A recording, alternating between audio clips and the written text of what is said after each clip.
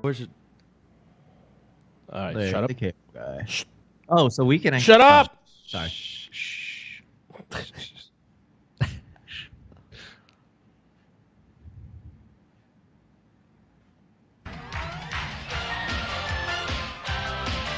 You are now entering Maximum Driftcast, the only drifting podcast hosted by a Spanish soccer mom, a 30-year-old silver-haired fox going on 60, and finally, a 200-pound bowl of spaghetti with chimichanga arms. The champions, we are the champions.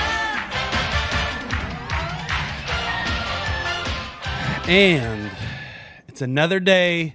It's another day, dollar. another dollar, Corey. Hey, Sam, do you know what? I'm a proud laborer, and I don't take any days off. We're working on Labor Day. Yeah. It's to celebrate the tradition. And I'm sitting next to a guy here in the Maximum Driftcast sub studio. That is totally not in your house. It's totally not in my house.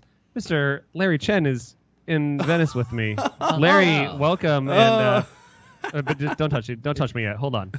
Let's just get right down to the brass tacks here, Larry. Yeah. We can do a whole 2-hour show, talk about all the bullshit, but we all just need to know your settings. If you just tell me your settings right now, we can just shut her down and be done. Get it? Shut her down. That's a camera Corey. joke.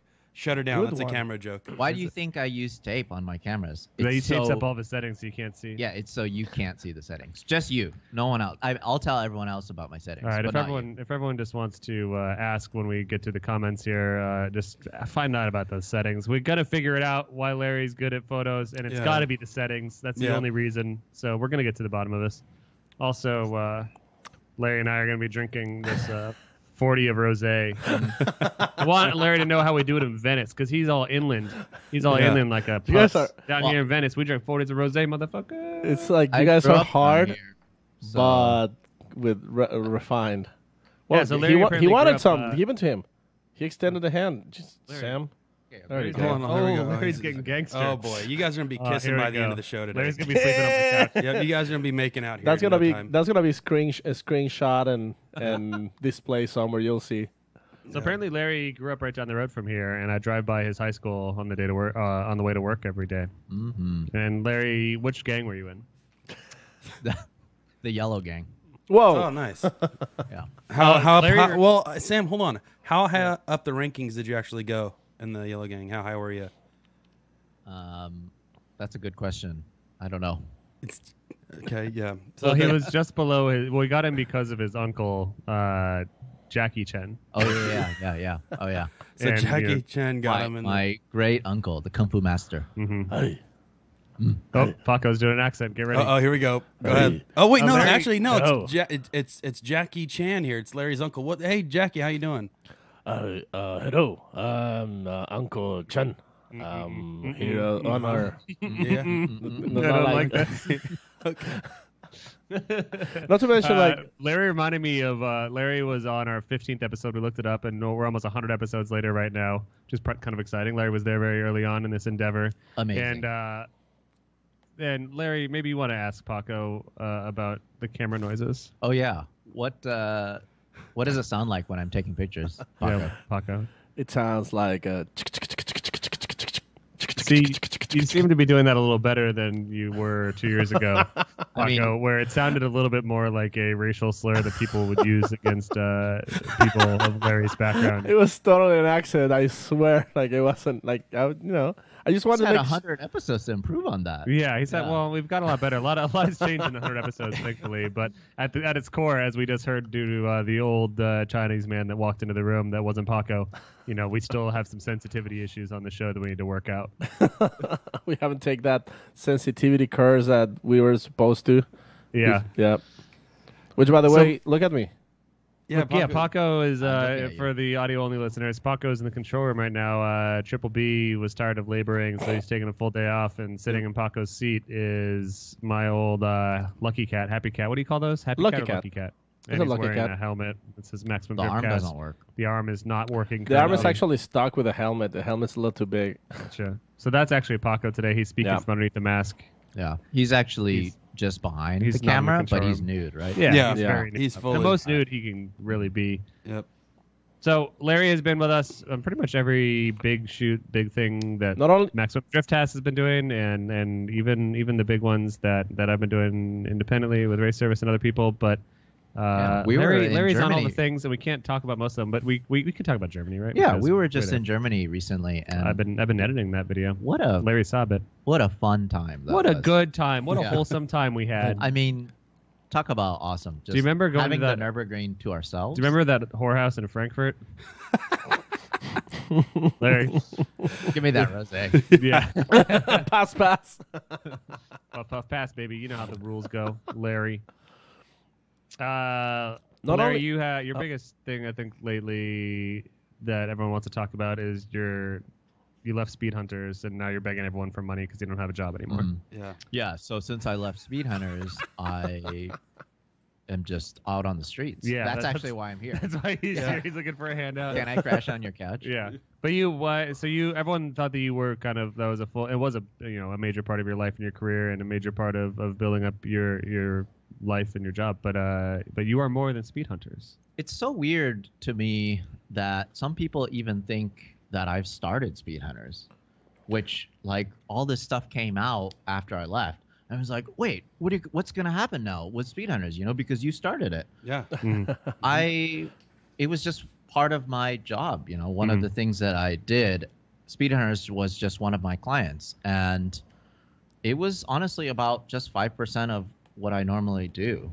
And I haven't contributed anything to the website since last November. Really? Yeah. Just because I just been so busy doing everything else on the commercial side, as well as shooting video stuff and whatever, just shooting events and everything.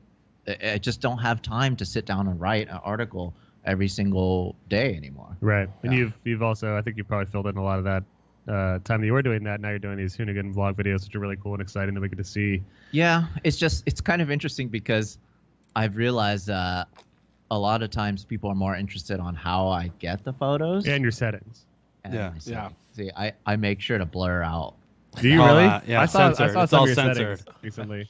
What was it? Because you were doing that thing where you like take your phone and you put it up to the viewfinder and you shoot. I saw some fucking settings, dude. You were using autofocus. Or maybe I just did that for you, just so Oh, you it think, was a trick setting. Yeah, Yeah. just so you think that that's what my settings were, but that wasn't actually my settings. Before we go much further, we have up there on YouTube, Larry. You see there is the super chat, and people can donate money to the shows for Paco's booze fund, Paco's hentai fund, My hentai It's art. hentai It's not hentai, it's art. retirement fund.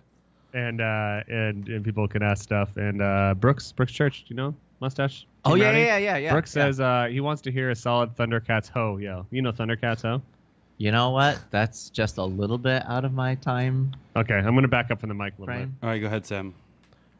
Larry, if you could, Larry's gonna do. So Larry, you're gonna yell thunder, thunder, Thundercats.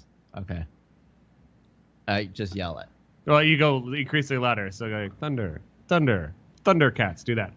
Thunder, thunder, Thundercats. Wow, Larry, that's not before your time, buddy. That was wonderful. You killed it. That was beautiful. That was Lionel from the Thundercats. Lion. Is that his name? What year Was what was that? Thundercats. Did you, 80-somethings. I don't know. Like 89, maybe. so who was that, Jamie, Sam? Can you look this up? Was that Jamie a Rocco? Early 80s. lion hole? Is that here? Was that the Lion character? Hole. Lion hole and yelled. Yeah, so Think- Paco's behind the controlium right now. He can look up anything on the internet he wants. Yeah. Paco, make sure to close down your hentai tabs. I know it's Yeah. art to I- you, but to Before people. I don't wanna I came in risk here, it. before I came in here, Paco was searching up new fleshlight tips because his was melted out of the other one. So It's too much friction. Yeah, just so he's been on the surfing spree over there in Big Ball's workstation. Can I add? Just you two look stunning together. I didn't know media guys look so similar. But Dude, We are they're- basically the same. They're person. so similar. He's the white version of me. They're It even- is whoa, kind of funny that he whoa. says this because we Calm down, don't Larry. plan our flights. We don't plan our flights whatsoever. But to and from Form of the Drift events, we both fly out of LAX, and there's obviously usually like dozens of flight a day from LAX to let's say New Jersey. We somehow out of every round, I think maybe actually every round or similar, we're on the same flight. and Not we don't just plan it. Formula Drift. Yeah, though. but like our other weird internationally shit. or whatever. we're always on the same flight. When we're not on the plane together, it's uncomfortable for both of us. It's at this weird. Point. But anyways, yeah, my travel buddy right here. Hey, you were our 15th guest, Larry. What? That was one of my favorite episodes It's too. like and so good because it was. I think it was the first time where we actually had an in-house guest.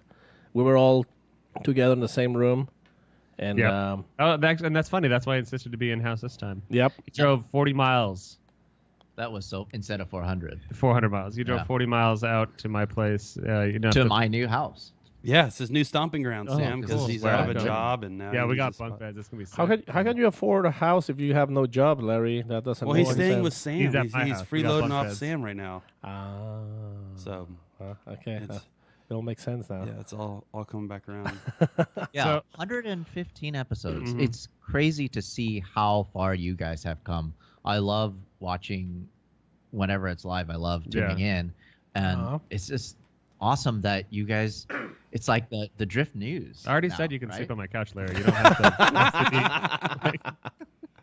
Yeah, I guess we try to provide some news aspects. I mean, it's fun that we can get access to people like Larry Chen and talk to like lots of really cool people like Chris Stewart last week from Gridlife and drivers and so on. But yeah, we try to round out our bullshit with actual news sometimes. But you know, that's part of the community. That's what makes it fun. Is that we're not that serious and we can talk about Thundercats and fleshlights, and you'll still listen because it's really the only source you have until someone else does it better. And that's the thing is, drifting in itself is not that serious, Oh yeah, right? So like, I mean, I feel like it shouldn't. yeah. Right. It should have some of that silliness, and I feel like that's one of the reasons why the drivers have such a crazy following now Yeah, versus like traditional racing, because they're more relatable. definitely. And Yeah. the fact that you can like walk up to them in Well- the pits most times than not. Wasn't that kind of the problem though? Originally, it was outside of Drift Alliance because they were obviously putting out DVDs at the time and things like that, where they captured this crazy creative style of drifting and these maniacs sliding around in 240s. It was like, I would say later on in probably 2008, 9, 10, 11, there was can't even talk right now. Emphysema. An emphysema. No, Yeah. just the focus put on the driver's characters and personality is that's kind of a big role supporting drifting. And for us, even being in the sport as little as we have been, the characters is what sells drifting. Not only the driving is cool, but it's the characters that also sell the drifting that make it that much more exciting. It's the only reason why you have at least some vague following at this Yeah. point. Yeah. Well, hey, let's just switch subjects really quick. Well, cool. Larry's running the show now. Let's Okay, yes, Welcome I love to- it. welcome Yes, to Larry. Maximum How proud Larry of you cast. I am, Corey. Yes, actually seeing you drift on track, Oh. but lap after lap, and also following you. I was riding shotgun with Andy Laputka, your coworker, My abusive stepfather. your stepfather. Angry dad. I got to watch you drift from so many different places, as well as following you and shooting photos of you. It was just so cool to finally see you drift the Haas Boss or hot dog on a stick or whatever you call it. Hot dog on a stick. That's right. yeah. I've been And waiting this was for at that. Gridlife just last week. Yeah. Yep. I mean, you must have been having the time of your life. Oh my God, dude. It's quite a comeback if you think about it, Corey. Because I mean, I think I share a little bit of that feeling with Larry, which is like funny. Like, you know, we've been giving you a lot of shit. We're giving you a hard time. Like, come on, Corey. And then suddenly you come back. I was expecting, you know, like a more more subtle comeback, and no, you were killing it. So, you know, you're looking good, and it was like, oh shit! After all these years, you know. That's really the whole thing. Like, there wasn't a competition that weekend, but it seemed like, you know, you were one of the winners. But the most epic battle is Uh-huh. going on between man versus A car. machine. Exactly. Man and machine, but also man and his crippling anxiety at not drifting well.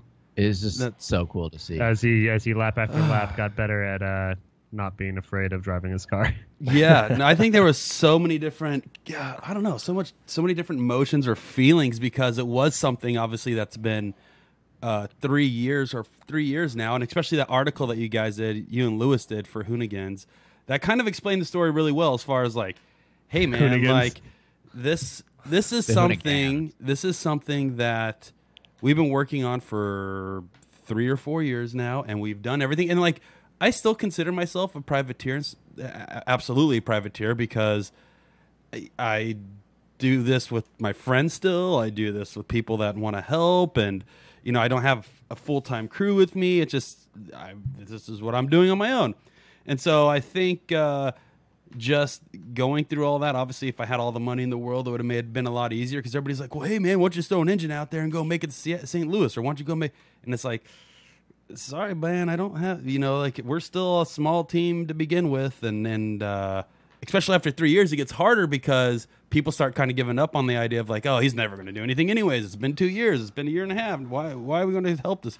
But it's so going out there for me was like, all right, we're going to seek revenge on everybody that has ever said anything bad about us, anybody that has doubted us. We're going to go out there and drive this thing until it either explodes or we win something. I know we're not going to win anything that weekend, but it was just... It was mostly me you wanted to get to shut up. Oh, yeah, for That sure. was the main incentive, is that now I can't talk nearly as much shit as I used to. And the other side note to that was... I've really never driven the 2J before. I never drifted at S14. I had S13 before. So it's like all these things that I just wanted to get out in one weekend. I tried getting out. And then obviously being out there with Tanner, Forsberg, Osbo, Turk, Vaughn, Chelsea, all those dudes, that kind of lit a fire too, because it's like... What about Riley? You don't want to hang out with him? Oh, I love Riley. No, Riley's my favorite too. What about Dirk Stratton? What about Pat Gooden? Pat Gooden, yep. Fuck all Pat Gooden. All right, Larry? Gat pudding. If you ever listen to this, Pat, fuck you. Right, Larry? Yeah. Say it. Say it, Larry. That guy sends it though. Yeah. But Why don't you not like him? Because we have an online spat going on. It's not real. But I didn't just say that. No, it's real. It's real. It's real. We're gonna fight to the death. I'm gonna knock out his tooth again. Did I tell you that's what happened the first time? I punched him out. That's why he was that guy gone. do that burnout contest at Hyperfest. Yeah. And wow. Yeah, that guy sends it. Like, he's an insane person. No joke. But at Gridlife, he was driving the G35 with a pretty much stock motor. Mm-hmm. Oh yeah. And that was it. Just G35 with a cage and a motor, beat to crap, and he was good. He was going hard, and he was looking for nitrous the whole time to juice up. But also one other thing too. Also one thing that I want to add out there is thank you, Larry, for getting some photos and doing what you do, because it's still a special moment when you get a few photos from Larry. It always is. It's something about him, and it's a timestamp, and that's actually, to me, When you've been Larry Chen, when you've been Chen, it's a thing. Yeah, it's this very special, cool thing. So, but step one is you have to drive and you have to be badass. I can't make you look good unless you're not killing it out there, There was one shot that I really wanted to get when I was out there, and and as you kind of saw how Nick Swan was sending people, it was like nonstop. So when you roll up to the starting grid on top of Atlanta, it's like whoever you get paired up with is kind of who you run with. And I went up there, waiting for Tanner and Osbo. Go up there, wait for Forsberg and Turk, and like you may catch them 1 out of 20 or 30 different runs. And then I finally caught Turk and Osbo, and that was just one of those things. I knew I was on corded tires. I'm like, I don't care. I'm gonna go until the tire blows up. But it's like you get put in those positions where it's like you'll go do a 30-minute session. You know you have no tires left, but then your dudes roll up and you're like, oh, Larry's behind me. There's not much left in the car, but I have to do it because Larry's behind me, or I have somebody in front of me. But that to me was winning the event, is just non-stop driving, non-stop having fun, creating content. I think I'm trying to find my place still in drifting on kind of where I want to go. I love Formula Drift so much. I love the competition. I love the drivers. I love the staff. But I do love Gridlife too. I do love performing. I think that's kind of like a passion of mine, is performing. I don't know. I think that's winning drifting. For you went out there, had a lot of fun. You're doing it for your own reasons, for yourself. Even if there wasn't anyone in the stands, you would have still been doing it.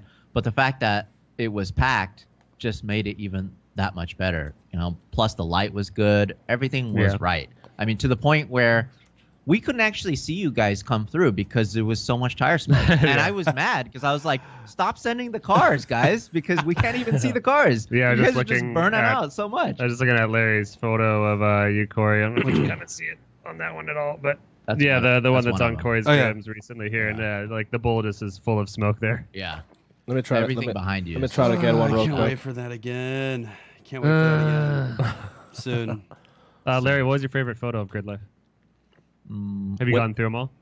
Yeah, I went through all of them, and without a doubt, it was when Andy and I were following Tanner Faust. Yeah, you just had one of those. That up was there. so fun because Tanner, he's a rallycross driver, and he can't stay out of the dirt. Yeah, Even, as he was in the dirt. Yeah, even when he's in his, really, really expensive drift taxi, the drifting Passat, which, by the way, sounds amazing. Oh, it's nuts. Super high revving, and it's just like this drifting boat.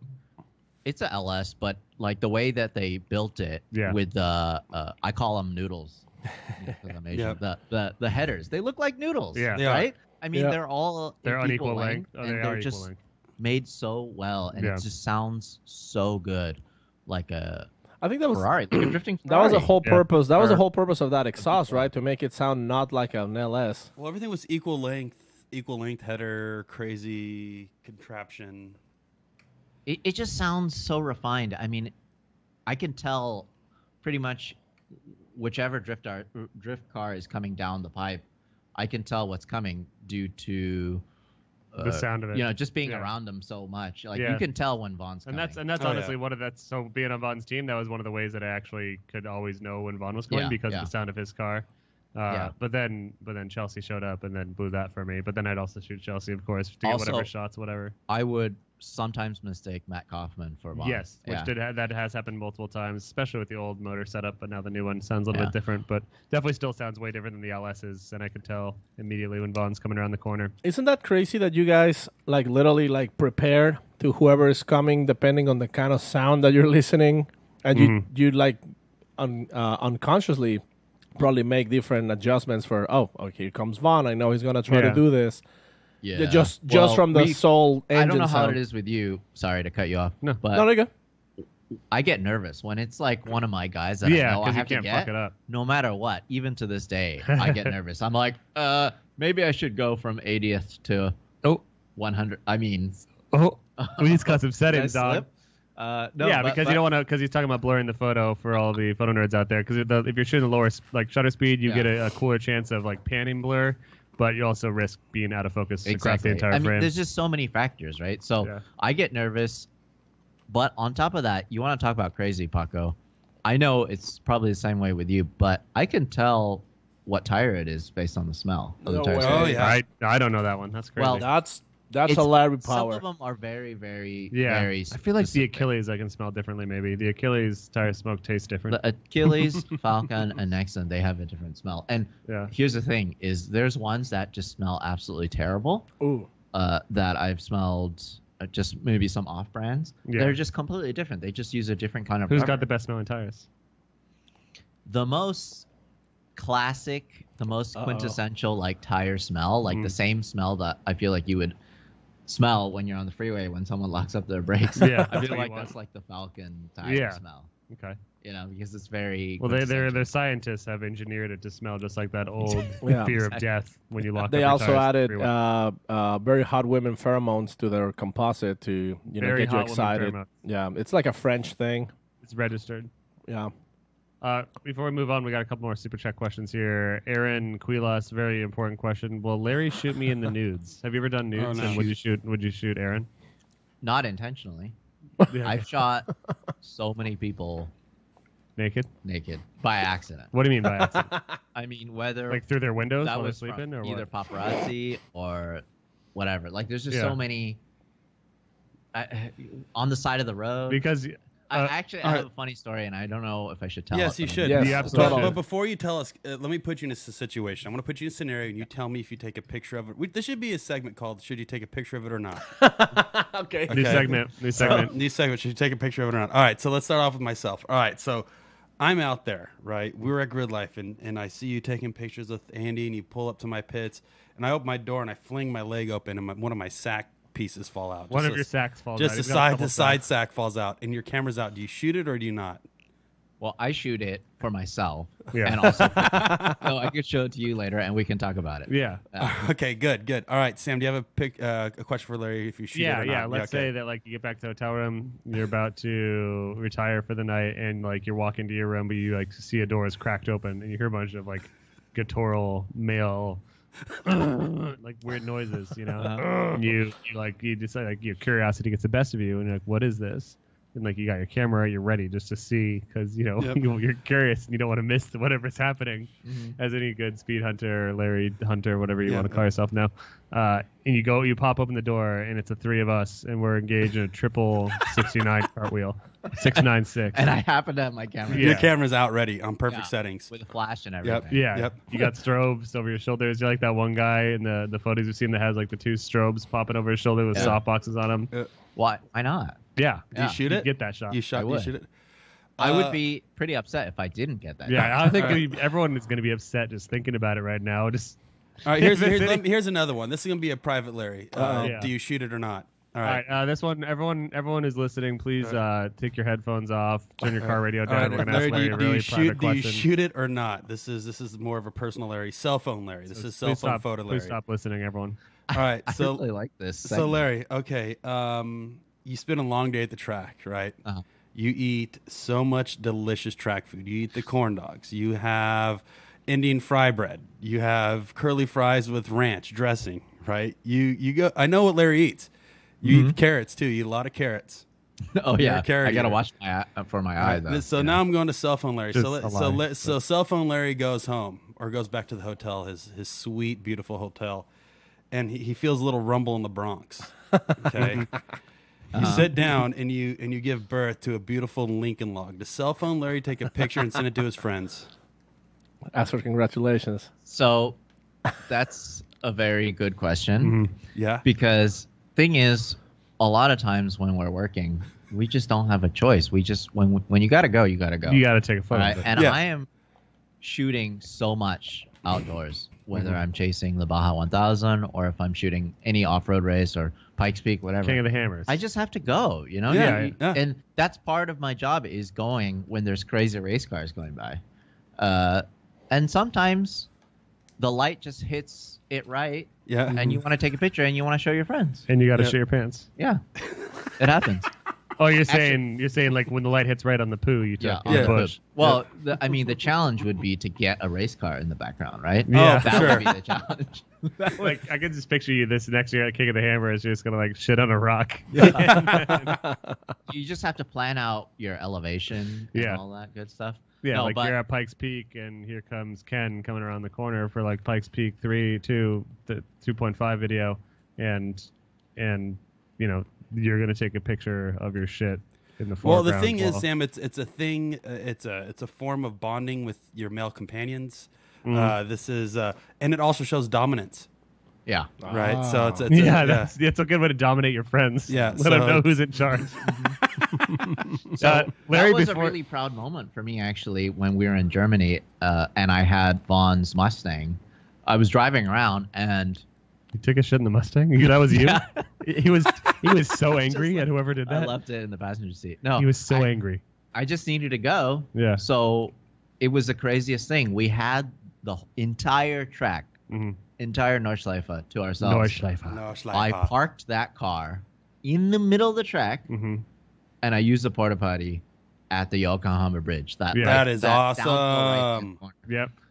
And on top of that, I left it running. Yeah. Wow. So that was the moment. Anybody could have just jumped in the car and drove away, but since I knew we had the track, then, you know, I know no car is going to come around the corner blasting and then run into the RTR and destroy it. It was good. So before we wrap up the segment of do you take a picture of or not? Should it? I had a question. Let's get Paco. I had a question, but it's more. I don't know. I mean, I don't think we should get more crass than this already. Yeah. Well, you don't have to get crass. Is there any generic? Well, it's pretty simple. Like, you know, like you have these weird rash on your back. Okay. And you're trying to spot it with a mirror, and you can't, you know, because you want to know what it is. So your doctor is like, well, why don't you just like snap a photo of it? So you know, you kind of like get on your Ford, grab your cell phone, and stick it between your legs and try to take the photo. Okay. Do you shoot it or not? See, that's a tough one. I'm going to answer that for Larry. Sorry to interrupt. Larry. Thanks, But I'm going to be your spokesman for this. It was doctor's orders for one, so yeah, you should take a picture of it. It's for science. It's a doctor's request. You do what doctors say. Two, Larry's really flexible. I don't know if you guys know that. I mean, That's a lesser known Larry fact. he looks like a nimble. He's very nimble. Nimble boy. Yeah, so I bet he would, and I would answer for Larry for that. Yes, he would. And that- three, was now that- that Larry's gonna be living with me, I'm gonna be taking shots all over his back. No way. Is that our- Larry doesn't seem very impressed. I like that. No, He's impressed. just do the back luge. Uh, I just want to take a shot out of your belly button first. Oh, God. no. yeah, Corey's got a belly button thing like I have a This belly can button be thing, too. Like, arranged. No, I've actually punched my girlfriend in the face for touching my belly button. Like, Really? It wasn't like an intentional thing. It was like pure instinct. And it was when we began dating. She's like, "I'm gonna touch your belly button." I was like, "Don't touch my fucking belly button. Oh. I can't help what happens if you touch my belly button." She did it and like just rapid punch move right to the really, face. right to her neck. I feel Yeah. good now because I thought I was the only one. Yeah, no. Yeah, don't touch see, my the fucking thing belly for button, me, man. a lot of people don't know. I finally showed Larry one of my talents is that I could shoot anything out of my belly button full speed, and I could pop tires. You could take someone's eye out. I could take poke someone's eye some. out, kid. I've been working on that since I was 8. I mean, actually, it's kind of a life-saving thing. If someone gets, like a kid is trapped in a car, Right. you just put like a coin in your belly button Yeah, and just just fire shoot it it out out full speed. full speed and break the windows. Yeah. Corey's body is a wonderland. So actually, this always happens at the end of the day. Usually when we all hang out, we were actually at Forsberg's pit area, and they had this old catered food still laying out, and Larry was sitting there eating, and Larry's hogging the carrots, sitting there right there At St. Louis? At St. Louis. Yep. And I ended up going over there and loading up my belly button and shooting it right at Larry's neck, and I barely missed, almost got him. But if I would have But you got hit him, him well, the thing No, is, you wanted to get it in my mouth. I was trying to, I did. But the thing was, Larry, what I was worried about, I was going to tell you this now, not then, but if that would have hit you, you would have been out for 4 days. Probably. So so I did. I purposely missed. I just wanted to show you what I'm capable of, and hopefully you were impressed by it. Super impressed. He was. Good. Before we move on, Red Cheddars has a question. What single photo are you proudest of, Larry? He says in recent years, but I want to extend that Recent to all years. time. All time, Larry. What's the most? Oh, what's that's your- really tough. I know. I don't want to say my normal answer, which is single proudest photo hasn't happened yet. Whatever. No, I've never heard that Can cheeseball I- answer. Yeah. All right. So before you say which one is yours, can I say which one I would consider as one of your best photos? sure, go ahead.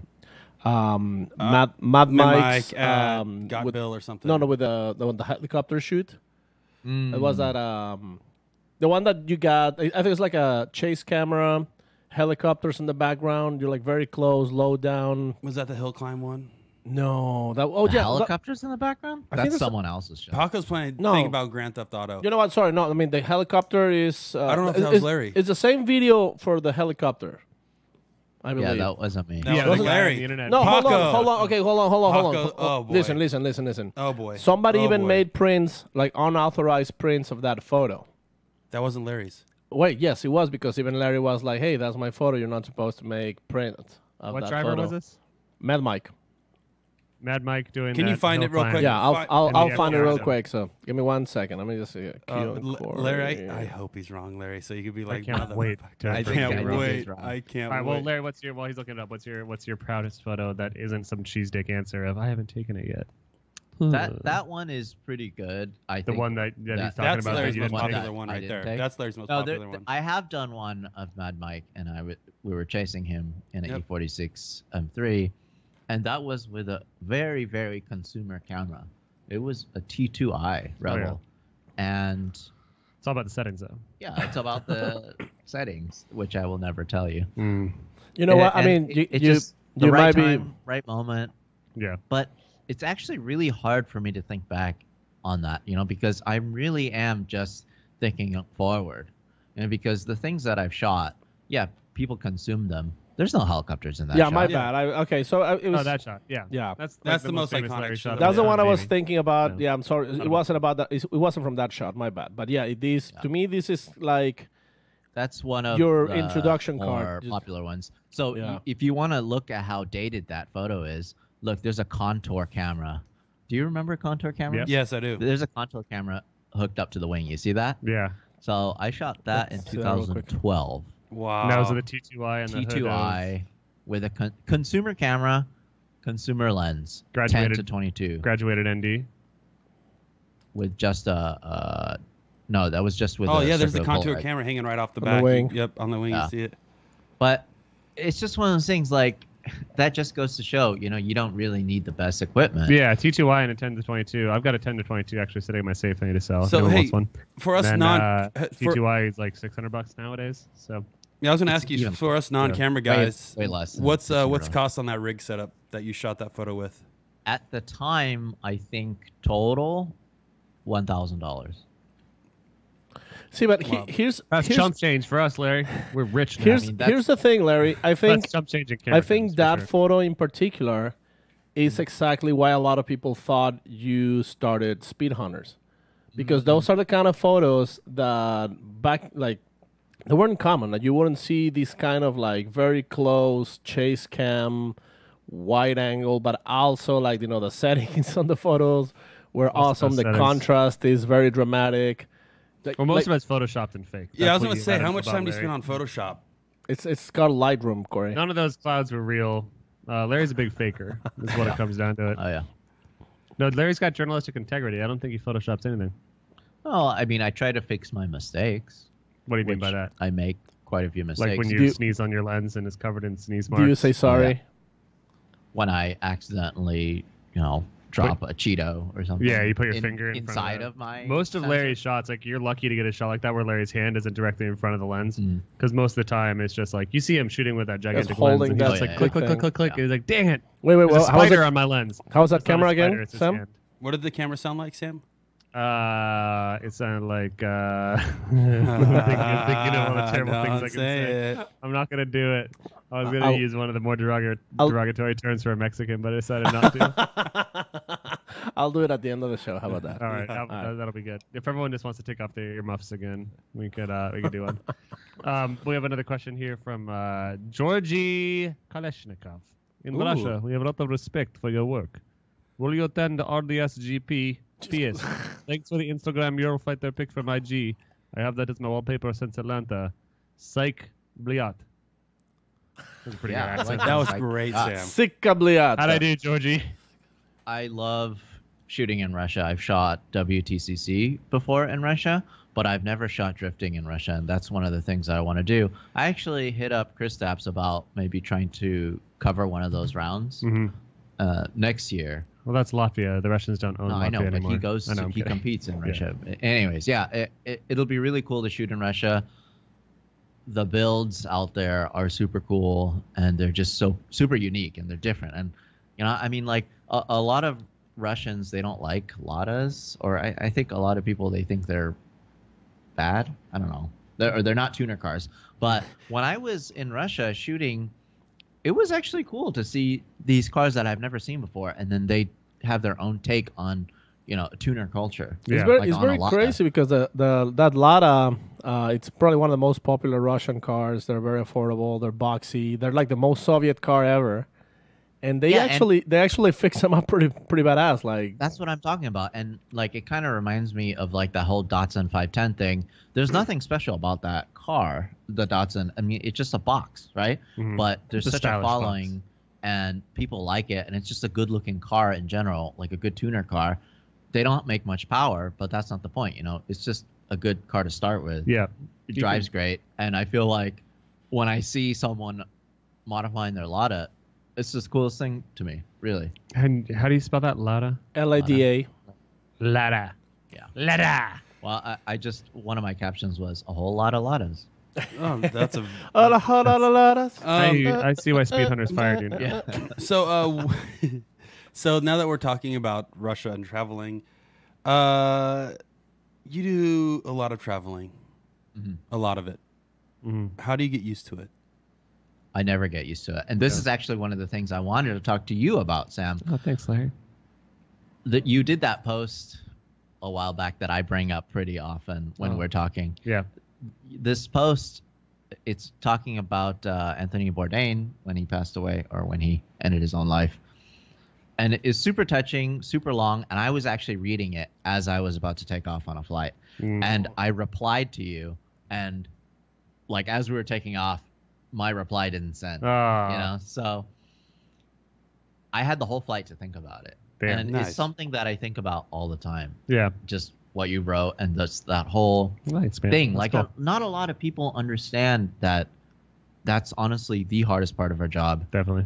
And it's something, it's like, yeah, a lot of people are going to say, first world problem, you know, like, you're traveling too much. Yeah. You're in too many lounges or whatever. But First losing class. that sense of home is the biggest thing. It's like, you have to, of course, you have to find your safe space, your happy space in your mind, and like find some semblance of home on the road. And of course, you have a family and children at home that you love and all that. That's got to be another layer of difficulty of so not hard. being at home. But it's like still, it's like just being in another hotel room, being on flight after flight after flight. Even when they go well, it's rough. Yeah. And then like our last trip together before Gridlife, coming back from, No, we were I don't stuck. remember. We're in- stuck in Where some was small it? airport. I don't remember, but We were for stuck 8 in the hours. airport, yeah. It was rough. But it's I like, mean, luckily we got some work done. Yeah, yeah. You got some naps in. I you drank know. 5 cheap red wines. But it's just not easy. And like, there's so many times where I wake up in the middle of the night to go to the bathroom, and I have no idea where the bathroom is. You know, like even to the point where I don't even know what side of the bed I'm Yeah. on. You know, like which side I can roll off where it's a Yeah. closer distance. I've walked into walls that way because I have like, I sleep, of course, here with all the lights on because I'm really scared of the dark. But on the road, I can't pack as many night lights as I need to. So like, I just wake up and I start to walk to my bathroom here in my house here, but I'm in a hotel. And like, I'll jump out of bed and like walk straight into the fucking wall because I'll think that I'm at home and I'm not. And then that's like a little bit of a shock. It's like, oh, cool, I'm not at home. That sucks. And then I just also hit a wall. So part of the reason why I bring that up too is because obviously we're traveling more, and that's one of the hardest things that I'm trying to get used to is the comfort of traveling. And like, yeah, sure, vacations. People are like, oh man, I love traveling on vacations, but there's a difference between like a leisure based, like planned, no rule, just go out and have a vacation versus every 2-3 weeks you're going somewhere for 4 to 5 days. yeah. And for me, that's probably one of the most difficult things to get used to because it's, it's tough to get comfortable. As soon as you get back and you kind of get readjusted to being back home, you're back out for 4 or 5 days. And for somebody that travels like you, how do you? It's so hard. You know what I don't feel mean? at like home for again, me, too, is for, like, 2 more because days, too. The other thing is like right when you get home, it's not like you're comfortable at home too. You know, At least for well, me. for me, it's one of those things where I think that so many things can go wrong so quickly when you're traveling. Like Yeah. if you just leave one thing, Oh yeah, your whole weekend is out. like or your one camera. thing breaks. Let's say you left your entire camera system at home, Yeah. and you're just out there. And you're like, oh shit. I mean, like I dummy-proof myself as much as I can by bringing spares and bringing all the things I need all the time, but that gets tired fast. Yeah, and you know, you've got an because 80-pound gear bag. Like I I'm do. not that big. I'm 160 pounds. Dude, you're ripped. you I know? don't know if you can see massive. him right now. There's only so much I can carry. He's swole. There's only so much I can carry, and I really I look at video guys, and I'm like, man, I'm so glad I don't have to carry Yeah, heavy our tripod, lives are a lot worse. sound equipment, Gigantic batteries. Movi, whatever, Yeah. everything. I could not imagine that. It's already bad for me because I always try to bring as much as I can or whatever I need to for the job. But when I see the video guys, I'm like, oh man, they got to check 2 bags in. They got to do this. They got to do that. So many more things can go wrong. You know, And speaking of going wrong in travel, my favorite thing that Larry has ever done is not a photo. It was when you and Joe Ayala. Joe got stuck in the Yeah. airport, and We got stuck at the airport, and I thought I was going to prison. Whoa. You made, what's the name of the video? It's called Stuck. Stuck. If Stuck you want to pull it up DFW. in the background. So fuck, that'd I be was awesome. from that video. I was on Good Morning America. Yeah.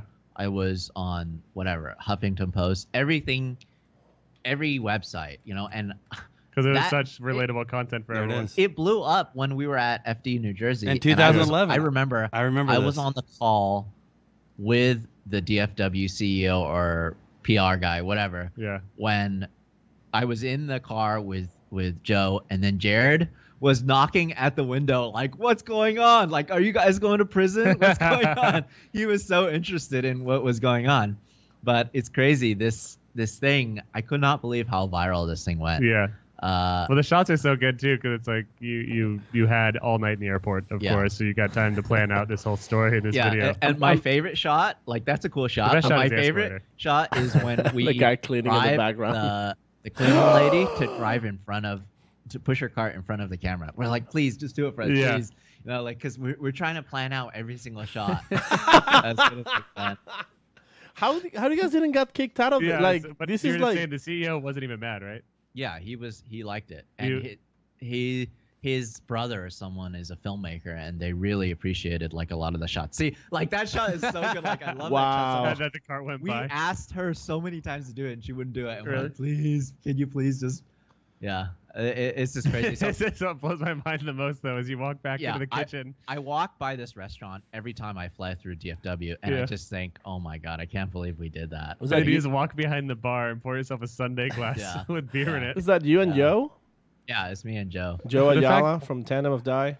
I like that you Oh didn't my get in God. trouble for taking liquor after hours in Texas, where they're super strict about booze. Yeah, and I poured mostly head, so Okay. yeah. That is This is that. This is the You shot know, right here. the funny thing about this shot is I go back to that airport and still like that. Yeah. They haven't changed anything to prevent us, and that's me sliding down. Yeah. I go through those gates and everything, and I think, man, they haven't changed anything. But here's something that you might not know, Sam. Wow. Yeah. They actually hired us to go back to do their next ad campaign. No, No way. way. You didn't know that? Did you do it? We did it. So Joe and I and Shreve and Lindbergh, actually, we went back and we shot this whole ad campaign for them. Where is this?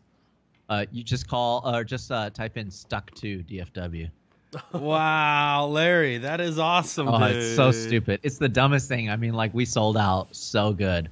Yeah. But That's it not was a selling lot of out. fun. That's making good. So that's the thing is, we were flying through that airport for Formula Drift Texas, actually, and we did a whole stills and video campaign. So I was in the DFW tram, the air tram that goes around the whole airport, Yeah. and the ad was like right next to me, like in the Playing. actual tram. Yeah, playing.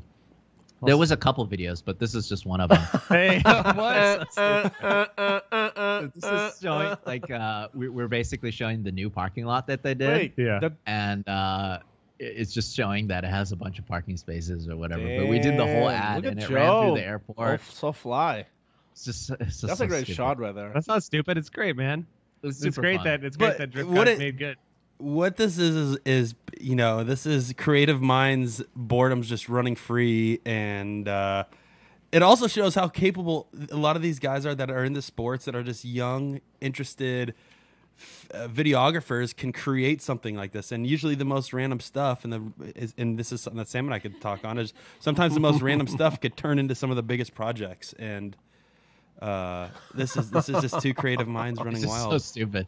Yeah, so awesome. it was me, Shreve, and Joe, and we shot this portion of it. Lindbergh helped us shoot the stills portion of it. And it's just so crazy, like that an actual agency thought this was a good idea. So that's the CEO of DFW in the suit. He was Right there. pumped. Yeah.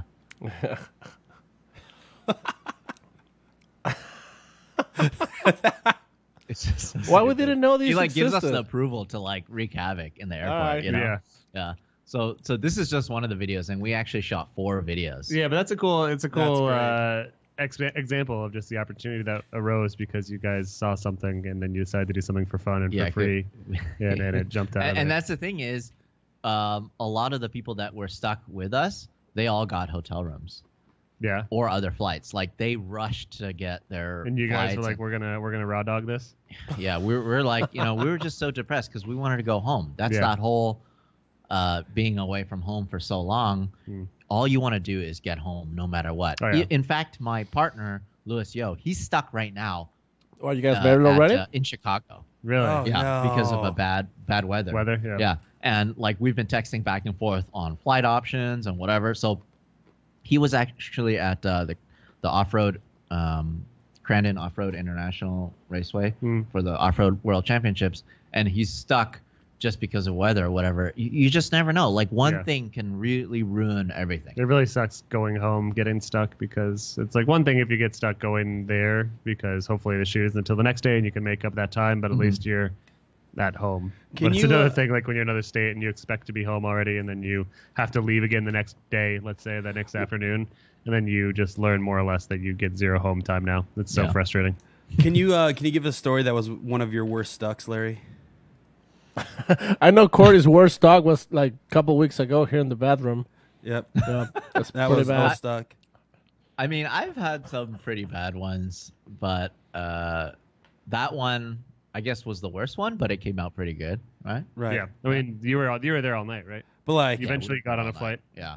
I mean, what I've about had- anything? Would you say it was some that were out of the country that were like, oh god, there's only so many flights that leave here. There's, I got another 4 days or 2 days. Have you ever had a situation where it's like, actually, I was stuck in South Africa one time because I booked the flight wrong, and I was just it was so early in my career when I was booking flights, I didn't realize how like the date stuff would change, like the dates are going forward or backward or whatever. And those are really the little things that you just don't learn until you actually mess make it a up mistake. once. Yeah, you mess it up once, you never do it again. You mess it up once, and it's like whatever. So, anyways, I just booked my flight 1 day off from everyone else, so I had to stay in South Africa for 1 day by myself, boy. which wasn't so bad. It was fun. Yeah, you bought one of those chained up junkyard dogs, Mhm, like the wild hyenas. I rented a car with flamethrowers. Did you? Yeah. And what about the leg chopping mechanism, like where someone tries to open the handle without unlocking the car, a machete It just comes out from the bottom? Chops your shins off. Yeah, Yeah. standard South African stuff. Yeah. No, but yeah, that I mean, I know you agree with me on that. The whole travel thing. It's rough, man. It's the destination is fun, the job is usually fun, but the act of getting there can be brutal sometimes. And it's made nicer by creature comforts like our sick headphones and books and video games and work that you have to do on the plane and all that. But it seriously is the best feeling the next day after I fly in, and I had a good night's rest, when I actually see familiar faces. yeah, When I see you guys in the pits, when I see the drivers that I like, and when I see staff members, it's just like this road family. yeah. Yep. And that's when it's a good time. But up until then, it's just misery. And all this should be taken with a grain of salt in that I would much rather take all the road misery in the world than sitting at an office behind a desk 300 days a year. Yeah, I would So- probably. So for you guys that are doing that and hate your lives, like I sympathize with you, and you should find a better job as quickly as you can if you can. But I know not everyone has that option. But yeah, I can't do desk jobs. Lorette just said that. Say hi to Lorette. Hi. hi, Mirette. She got Hello. stuck in South Africa too. They wouldn't let us off. They were sat on a plane for 8 hours. Oh, that's the worst. When Oh, you get that's stuck even on the worse. tarmac on a Yeah. plane, like, oh yeah, we got to change the toilet, but we got to do it on the tarmac, and it's gonna take us 4 hours. Sam, you just got stuck like an hour, right, at the tarmac, and what was that, St. Louis? Yeah, when we landed at St. Louis because of a hailstorm or something. So Laura had to deplane, moved 20 minutes away to a hotel, slept 5 hours to get back to the airport at 7 a.m. for a rebooked 9 a.m. flight, and didn't leave until 5 p.m. Perfect day. And the really crazy thing is how it's, I guess, like 95% of the travelers, they don't travel, and those guys are the ones that are slowing us down. Yeah. And just a lot It's of the them, rookies. Unfortunately, they're making it kind of miserable for Yeah. us. It's like the dude that gets off there, like gets out of the aisle, like he's aisle 9 and you're aisle 10 behind him, and the plane landed and you're getting off the plane, and he like gets up and like stretches, and like everyone else already deplane, and he's like packing up his bag while standing in the aisle. It's like, motherfucker, you will move. Yeah. No, the other ones are the people that go through TSA and security, and they leave like a small Machetes. toothpaste, and they don't pull everything. You're like, oh, I forgot about the toothpaste, and then they hold the security line up for 40 minutes. Dude, last week coming back from Gridlife, the line at the airport for TSA was ridiculous. Yeah. Fortunately, Joe and I had our priority access, so we could skip, the entire line, and right at the line where they led you into the priority line, there was a guy with a dog, and he was just arguing, like yelling, like screaming to the guy who wouldn't let him in. He's like, no, you need to go here first and get the permit for the dog, and this, and the guy's like, yeah.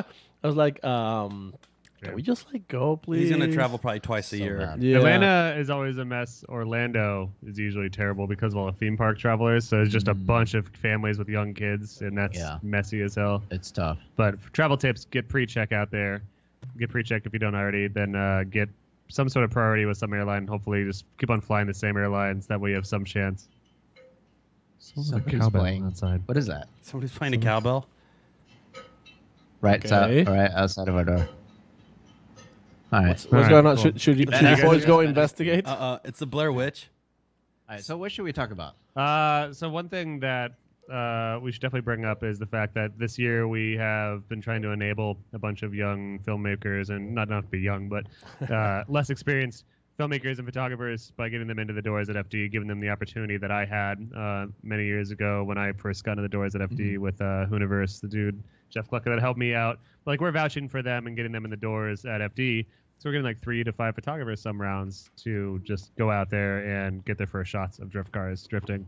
You mean you guys like RS? No, No, Maximum Driftcast. Oh, cool. So We have we're- what so we call we're- the Maximum Driftcast Content Creator Program, where we allow people who are not necessarily new, but there's like new to the Formula Drift. Drifting, shooting Yeah. their first drift cars, And, or they've been shooting for a little bit, but they don't know how to take it to the next level. We're trying to help them and give them a space to, one, have their photos posted to our audience, Yeah. and two, to meet drivers, because if they're next to us, we can introduce them to a driver and hopefully maybe help them out. Yeah, I how do really we like that how do we idea. train these kids to take your job away from you? No, I'd say like what are your I mean, it's Now so that you're true. not Speed Hunter, tell them Yeah. how to become. Well, he's still a, at FD and he's still working. You're still up against Larry, so Larry's still advising the competition here potentially. But what do you tell these kids? That's I guess that's the thing is you got to take it seriously. No, Yeah. it's a serious thing, and it's not a cool guys club. And unfortunately, that's what I see a lot now.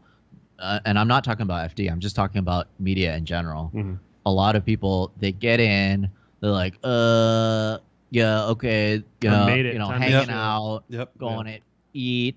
Okay, all right, maybe I'll shoot one practice session or this. A lot of people, like the new guys, aren't pushing super hard like we used to push.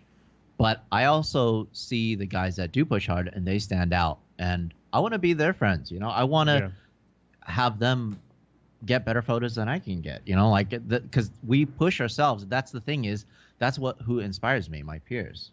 And I love seeing what you guys do. I love seeing the other content creators. I look forward to that, because since we're at the same event, in a way, we are all in competition against each other. Right. It's And always cool to see what other people are getting of the same. yeah, and it action. inspires us, Yeah. But what I hate seeing are the guys that go and they like hang their media vests out of their pocket, like No one wants to it's wear like those a things. cool, gang rag or whatever. Yeah. It just so annoys me Yeah. so much. Oh, because you don't it's have to like- wear a media vest, Larry. No, but the thing is, for me, like it took me so long to To get not to that wear point. media. Yeah. And I still have to prove myself Yep. all the time. Oh, I remember still some track marshals yelling at you That was because at you didn't Irwindale, know Paco. It was you like were the Shen. 2013 or something, and Larry was climbing to set one of his remote cameras on the fence at Irwindale, and the marshal's like, "Get down from there!" And you're like, "No, it's cool." He's like, "I said get down from there, I'll kick you out." And you're like, "No, it's fine. I'm Larry Chen." No, you didn't say I'm Larry Chen, but like I think I or someone yelled like, "No, it's Larry Chen. He's fine." The guy's like, "He's not fine. He needs to get down from there." And Larry just ignored him entirely. like the whole boss. Ron Swanson Parks and Rec, like, I know more than you. Like, I will do what I'm here to do, motherfucker. Ron Swanson at Home Depot. Yeah. So the thing is, a lot of these guys that you're bringing in, they get to experience, taking it to the next level. I get that still to this day all the time. Like 2 weeks ago, I was shooting IndyCar, and a couple weeks before that, I was shooting Le Mans, and that's some crazy. Oh yeah, dude, that is so much harder to shoot than drifting, in my Talk opinion. about learning curve. Yeah. I mean, the language barrier, the just getting around. They take track safety everything. so very serious. The cars go so fast by the spot. The tracks are usually huge. I mean, you could die easily. Yes, Yeah. So people have. not with drifting, knock on wood, it's We've been it's a relatively lot good easier. and we are safe, but the cars also go a lot slower. a lot slower. Yeah. Yeah. I mean, these cars are hitting over 200 miles per hour every single lap, and over 24 hours with these tired drivers. Yeah. It's really, really dangerous. So they take it seriously. And when I get to that level, when I'm shooting among those guys who I really look up to, man, I take it so seriously. There's no goofing off. There's no having fun. it's just pushing super hard. Because those old timers there too, like they're grizzled, they're hard, like they've been shooting this shit for 20 years, like they're savage, and they might recognize you, like, oh, that's that guy Larry Chen, he's a famous photographer, but like I doubt they look up to you there as much as like maybe the kids at FD might look up to you. No, but that's the point. Is that I respect them. Oh yeah, I mean and that in a cool way. Like these guys are like, I don't know how many of you out there have met the career photographers. They're usually hard as fuck. By the time they're like 50 or 60, they're like grizzled, and they don't take shit, and they get the shot. And I'm sure you saw a lot of that in your paparazzi life for sure. too. And it's one of those things where the fact that they welcome me sometimes with open arms, and like they show me the ropes, it's such a advantage, and I really do appreciate it. Yeah. And yeah, I'm not having fun while I'm there because I'm pushing myself, but in a way that's still fun. Yeah, it's still fun. And in the end of the day, once I look at my pictures, that's what I come away with. Like that's what I have to show for. Yeah. What is the most challenging event that you've shot or shoot? I guess in general, it doesn't have to be an event, but was it like one of the Gymkhana videos? Was it the Pikes Peak stuff? Gymkhana videos are always hard, but I feel like they're not so much hard physically as a lot of the racing stuff that we shoot. I was thinking like climb kind of stuff. Like Pikes Peak has always got to be super challenging with elevation and just getting to the top and the bottom of the hill. So there's a couple of things, like for example, with Pikes Peak, it's a physical limitation. Right. You just physically can't carry as much or go as far or hike as far. I mean, just because you can't breathe up there. And then you got something. Do they have oxygen? Like, does anyone do that? Like, just a quick little oxygen shooter? Like, a lot of people carry oxygen with them. Really? I did a kind of a behind the scenes video on the Hoonigan and Bonus channel from this past year, and then I showed that canister of oxygen that some of the guys will carry. Yeah. Like if you have to do a full on sprint to get a shot, you take a blast of oxygen, and then that way you don't pass out. See, I thought those guys up there were just doing whippets, but no, I guess that's what I would be doing. Yeah, Sam would up there be doing whippets and just sleeping on the side of the road. With whipped cream. Right? No, kind of. It's nitrous oxide. So it's like what the dentists give you. It's a recreational drug that the kids used to do. I one time saw a guy do a whippet and fall into a swimming pool. Oh my God. And I had to jump in and save him. And then drown. No, he didn't drown. I saved him. Sam gave him mouth to mouth. So there's physical limitation, and then with something like Gymkhana, it's a mental limitation in terms of you can only be so many places at once. Right.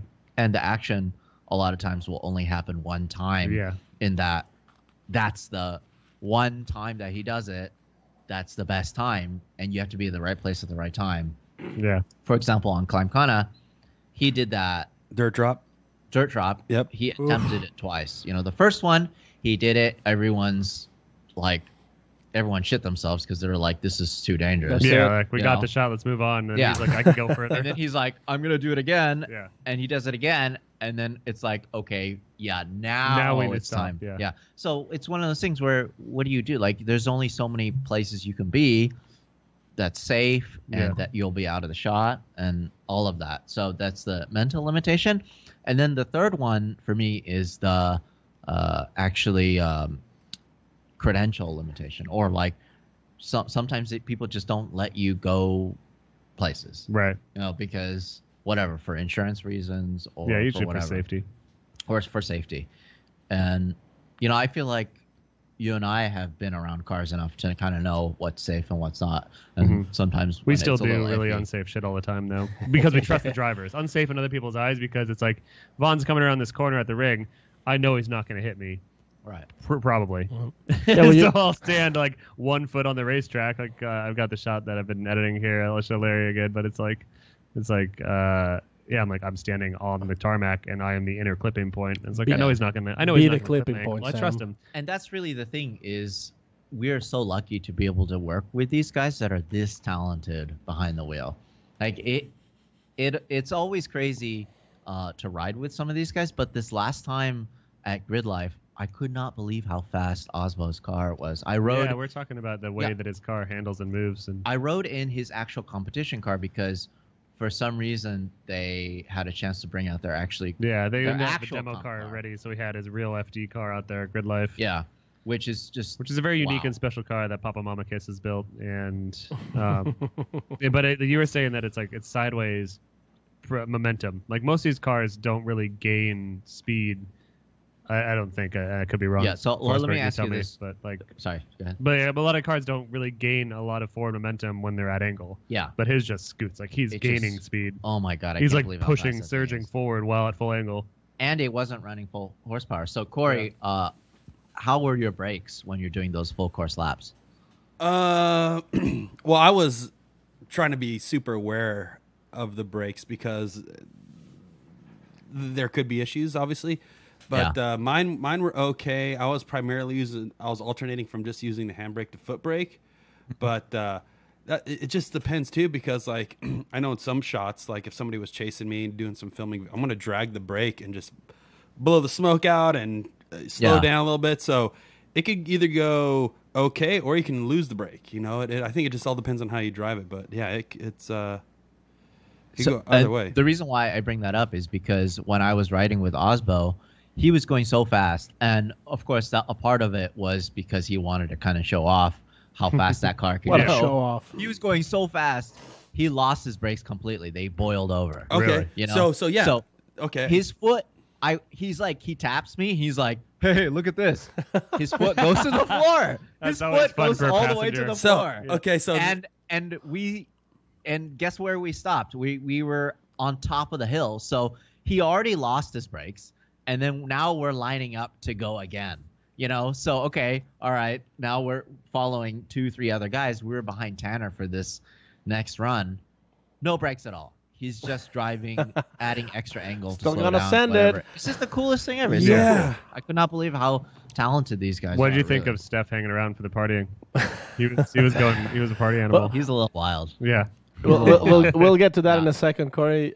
You were saying. Oh, I was saying it's about the brakes. So that's the unique thing about drifting is drift cars are not created and designed to do the types of laps, Dude, like professional cars. Because the only reason I'm saying that is because even we could use Daigo. I remember Daigo, for example, when he brought over his car in 2012, he was running like 1 or 2 piston front brake calipers. He wasn't even running a full rotor either. No, he had probably a 12-inch or 10-inch rotor that looks like a bicycle rotor. It was Unvented. so too. unvented. That was one of the things I noticed the first time I looked up close into Forsberg's car. I was like, dude, you have like bicycle brakes on this thing. And he's like, yeah, man, like we barely brake. Yeah, so that's the thing is like a lot of my drift car is like an 8-piston front, 4-piston rear, super aggressive. But mostly because you have a brake sponsor that is like, hey, can we showcase? I mean, it's not. It doesn't get on the way to have big brakes, other than the rotational mass. Right. But but if I was building a full-blown Osbo car, any of the top 5-10 cars in Formula Drift, they're using brakes that you could probably only use for a quarter of a lap. No If brakes. you use them more than that, they're blowing through the floor. Dude, in the van, I didn't even have front brakes for like a good solid year. It was just like pedal will brake the fronts only, and the e-brake will brake the rears. That's it.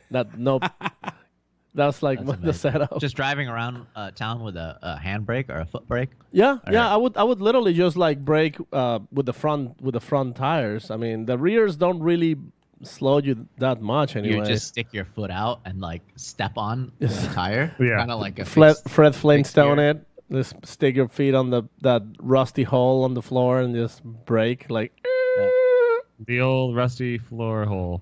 How come you never? Hey, Larry, how come you never gone to very much competitive driving? Have you been out there driving much, or? We've seen you wheel. You can totally I do wish that. I had more time for that. You know, Same reason grew why I up- haven't touched my drift car. In Yeah, months is- I grew up doing autocross. I mean, like the first night I got the 240Z, it was on my 21st birthday.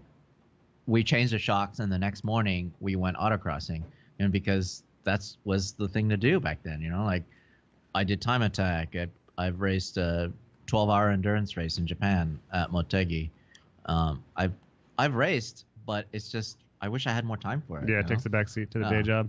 Is this something that needs to become a thing where like every not everybody like good events where that bring you, for example, like let's say Gridlife, they bring Larry Chen take photos, give him a chance to also bring your car so you can do your own chasing or We should you're have on media driving. nerds only laps, where it's just the media guys. They force the media guys to actually drive their project. Well, I wanna, like bumper cars. all over the well, place. when I come out to California, I'm gonna run Willow, Larry. I'm gonna have you come out and drive my car. Oh, that would be awesome. Yeah, That no, what would about be seriously. me, fun. Corey? Sam, you I'll could suck chase it. you too. Like that's one of my favorite things that I could do is do camera car chasing. Now, one of the first things I did that I feel like went pretty viral was when I was chasing Matt Powers and he was doing a 360 in front of me, and he connected it. You know, it Yeah. wasn't just spin out and then that's it, straighten. Was that the first Yeah. try? That was like a 3 million view video too, by the way. Yeah, I was so stoked on that video because it a we were first try? just out there messing around. Matt is a pro 360er. Matt Yeah. Powers, yeah, full Yeah. stunt time So- percentage. I love doing that. I mean, recently I did one with Hurt in his RX-7 Yep, I remember that. at Grange, and it was just a full lap. And we were just out there to shoot a Super Street cover, which they actually didn't end up using that photo, which I'm super sad about. And they just ended up using a photo of him holding up that hood that flew off. Yeah. But it's fun. I love driving, and it's one of those things where people have asked me, would you rather be a professional driver or would you rather continue doing what you're doing? That's really hard to say. I Yeah. love driving so much, and that's kind of why I fell in love with this in the first place. Yeah, but I've thought about that recently too, and it's like when I've told people that I got into the sport because I wanted to be a driver, and then I moved into this job. It's like I really don't envy the drivers and a lot of their struggles, though. Granted, we have our own struggles, like we just mentioned, but it's like the drivers have all that, and then also a little bit more, and many times of a need to perform. Like when I'm directing like one of these big videos, obviously there's a need to perform that you have to deal with, but still, it's like the drivers. The disappointment can be so much greater, and the anxiety can be so much greater. And the reward maybe can be greater too, but it's like That's it's a lot. that's really the thing is it's that whole driver thing where you're only as good as your last finish, Yep. right? So like if you got first place last time, who cares this weekend if you get knocked out in top 32? Yeah. You're just not having a good time. But it makes me wonder, this is one of the things I haven't asked the drivers, are they having a good time practicing all those practice laps now? Like they're out there tandeming Yeah, still and having fun at Formula Drift. yeah, I bet Is they are. that fun? Yeah, I mean, I bet a lot of the guys do have a lot of fun doing that. If you're not chasing demons on your car and your car is performing right, like I imagine that, yeah, you're having a lot of fun. Yeah. I mean, like, what about you, Corey? When you were driving with Forsberg, you were driving a lot. Yep. Still, even before qualifying, like, was that stressful the whole time? No, I actually think the practice was the funnest. And once again, I used my FD career very lightly, but Corey was only in one top 32. no, I was in 5 out of 14. Sam, come on, I'm the 5-time dude. I think, I like Sam was saying, I think as soon as you feel like you lay down a run and you can replicate that 2 or 3 times, then I think you're good. But I'll tell you this: the best time of driving is top 32 practice. Once you make it the show, then that's when practice becomes fun. And Do you remember Friday night top 32 night practice? That was the best. yep. Talk about flipping a switch. Like, Yep. these guys were, a lot all of these fired guys up. that I was following, Well, they they were know just they're not in. putting down laps. They were Yeah. just not doing good, and it was just looking sketchy all the time. As soon as they qualify for top 32 and they go out for Friday night Yeah, they lit practice, up. it's like this light switch. Just, oh my God, they just turned Yep. into a completely different driver. Did you get to see much of Farouk at Gridlife? Farouk? Yeah. Oh Yeah. my goodness. He was driving like a So maniac. much fun. Yeah, it's like I knew he had that in him because I shot a round of him at Irwindale Yeah. when he was Pro 2, and he drove like about out of hell some runs, but then also other runs he just didn't show up essentially. And we've seen him struggle throughout his FD career this past year. Yeah. And then we see him at Gridlife Atlanta, and he's putting down runs that would easily score 90 points Right. at a qualifying. Which, by the way, he was doing a lot better in his S14. Yeah. I tell him, I'm like, you should have stuck with the S14 or whatever. But one of my favorite things about Farouk is how passionate he gets when he's actually in the car, Mhm. and how much he's yelling and I know he's always yelling, he's cursing, like, and punching fuck, the roof. fuck. It might be a fuck me," polished and thing. he's like doing this crazy stuff. That's where that's his tactic. That's I like could Dragon hear Ball it Z stuff. He's like outside fucking of the car. powering up. Yeah. I could hear it, and I'm so sad that they don't have open face helmets anymore. Yeah. Because that's one of my favorite things. Like, I remember in 2007, Robbie Nishida was wearing an open face helmet, and he would just have this crazy like battle grin when he's actually driving like mid drift, and it was just so cool to see how passionate these guys are. Or that's one of those things like Farouk. When he yells, man, it's so cool. And now that it's everyone's so got the funny. Master Chief Halo like full face, you can only see the eyes, helmet. You can only see, you can't see anything of emotion. And on top of that, because of safety, they have those crazy seats. Before, I could get all these shots where you can actually see the driver easier, from outside of the car. Yeah. But now that they have those safety seats. Speaking of which, speaking of that shot, Larry, the first photo that I remember you ever took of me, and I still have it, was in Atlanta 2012. You were doing the helmets of Formula Drift, and you were doing the side profile, and that was the first. That when Larry you had the ram's horn? Yep, and that was the first photo that I ever got of you. But it was that perspective we don't see anymore because you have the halo seats, and you have a hard time seeing the car next to him because I had a really cool shot, or I think it was Powers. But it was Powers, I think, staged up next to Vaughn or something like that. But he had this intense face with this helmet design, and then had Vaughn or somebody right next to him, which was a very cool perspective. But yeah, with everything going on in the car now, you kind of lose that small perspective that was so cool back in that time. And I can't imagine with open face helmets how much different that would have been. Yeah. Lorette and Kyle Cross in the chat. Also, hi, Mom. My mom just joined. Hi, Mom. Hi. Say hi to my Kyle. mom, Larry.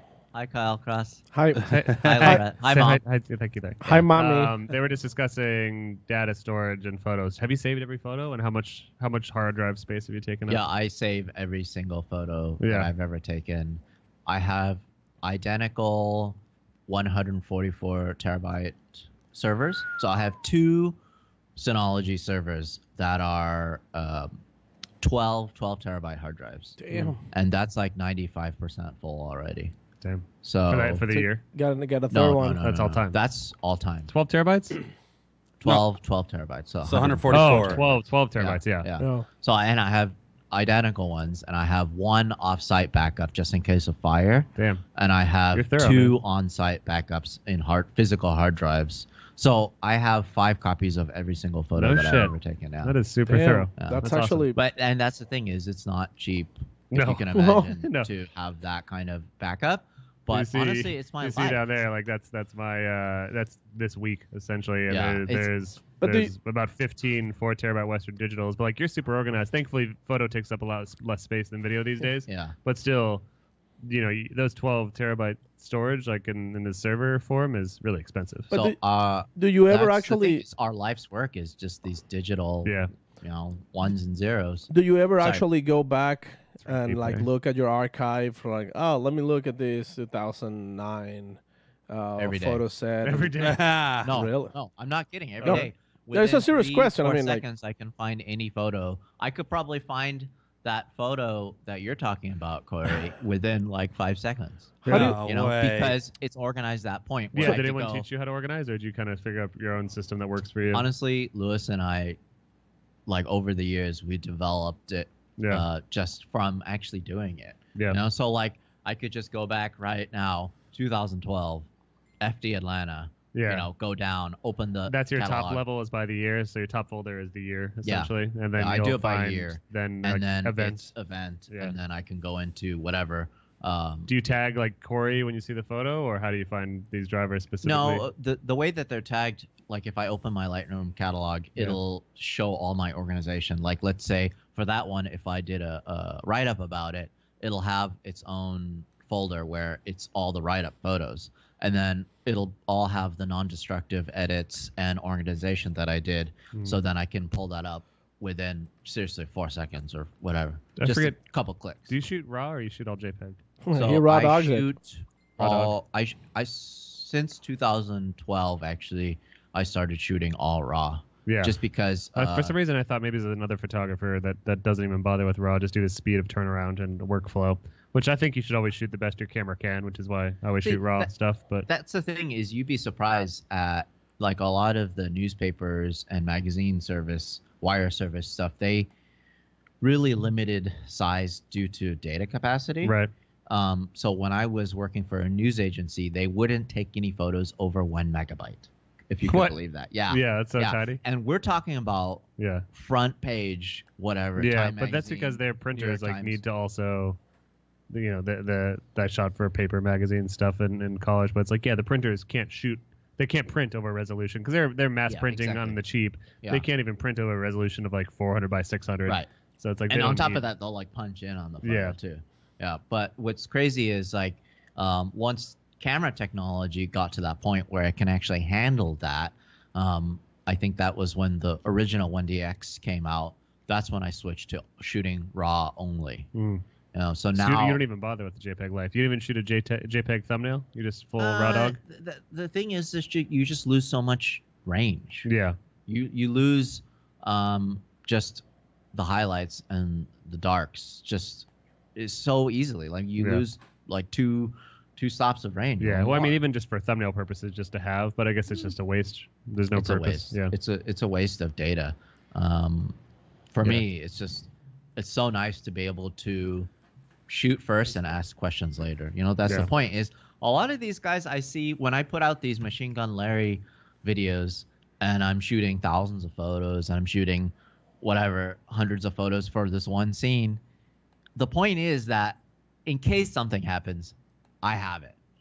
Oh yeah, that's the photo. They found the photo Oh, with that's cool. Corey. I call it the ram's horn, but I guess it's just Yeah. a hypno spiral. Yeah, Is so- that a mullet hanging down the back there, Corey? Yeah, yeah. I had I love- a little rat's tail. Oh yeah, I actually. remember your rat tail. That thing was sick. That Yep. is awesome. Yep, that was. You- I was That's just so opening cool it. that you remember that. Does that freak you out that I probably have 1,000 photos of you? No, That horns him up.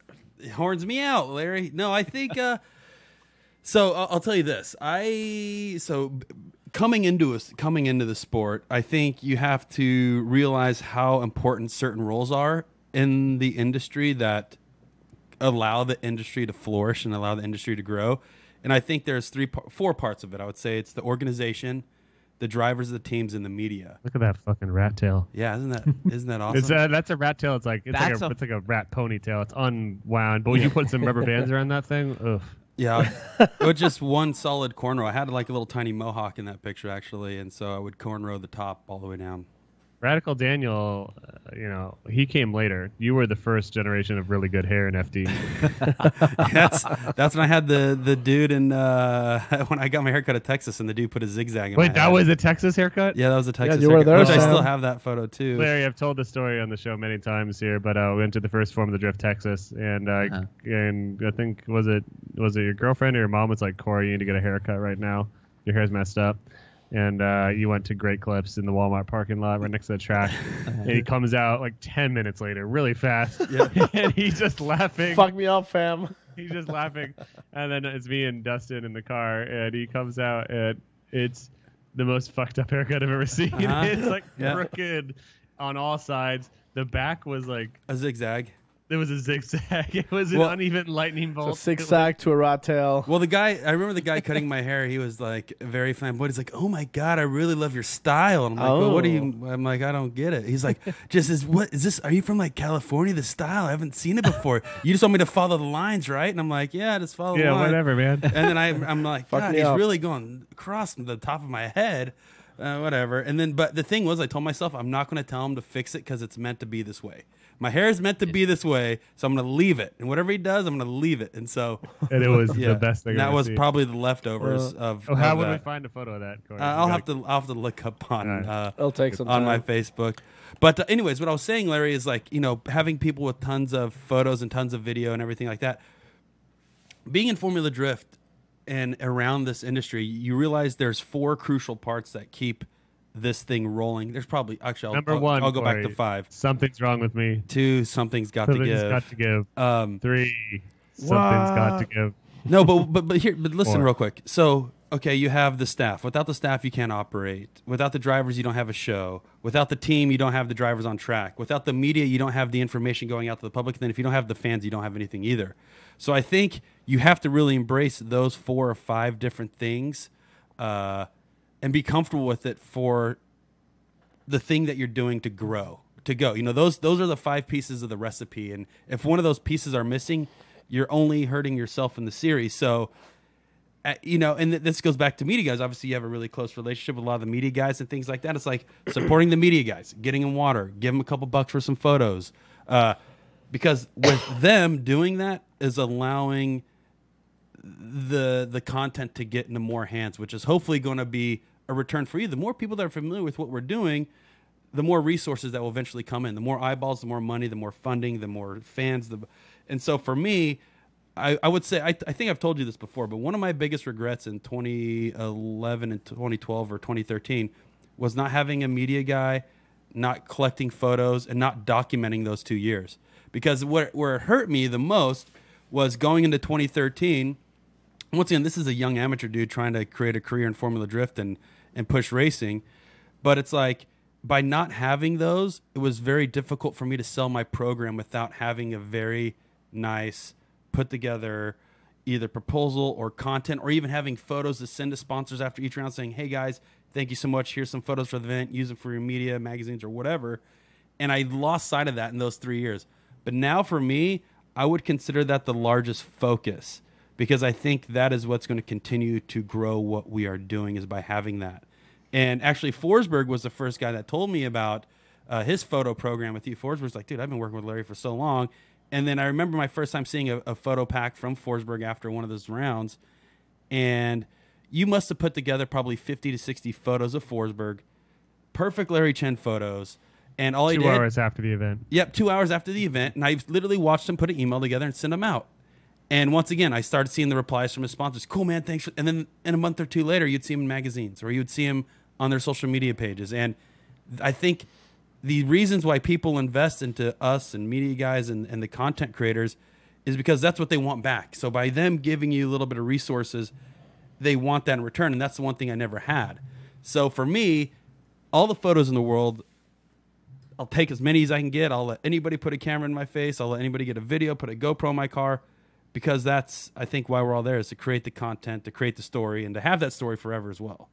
It's kind of crazy that you mention it that way, but it's true. Like, how many thousands of dollars did you spend on your program? Or even just Gridlife, how many thousands of dollars did you put into this one thing? And to show for it, like, what do you have to show for it if no one took photos or video? Yeah. You've got some good experiences, Larry. You've got the memories of a good time with your friends. I'll take That's that. what counts. I'll take that. But I don't think it matters, Sam, because I don't want to be that old guy sitting on the couch saying, "I remember when." I want to. Yeah, I want to prove to someone. Dude, I wish I had up. more photos from 11, 12, and 13, because that was once again, that was my first few years, and I would love to have that thankfully, we've got a documented. Hoonigan sponsor me video. We've got we do have some cool stuff, but we have some really cool stuff. One of my favorite videos still. Yeah. But right here, Kenny Blocks. Forsbergs.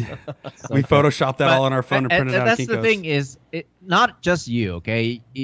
For someone, a privateer like you, that stuff will come, and I mean, it makes a difference to you. But what blows my mind is that some of these companies and some of these teams spend so much money on their program, and they have nothing to show for it. It's like, $3,000 for a media guy, we can't afford that. It's like it's just like a little cherry on top. The point is, it could go the other way, where you maybe didn't spend so much money on your program, but you wanted to make it look bigger.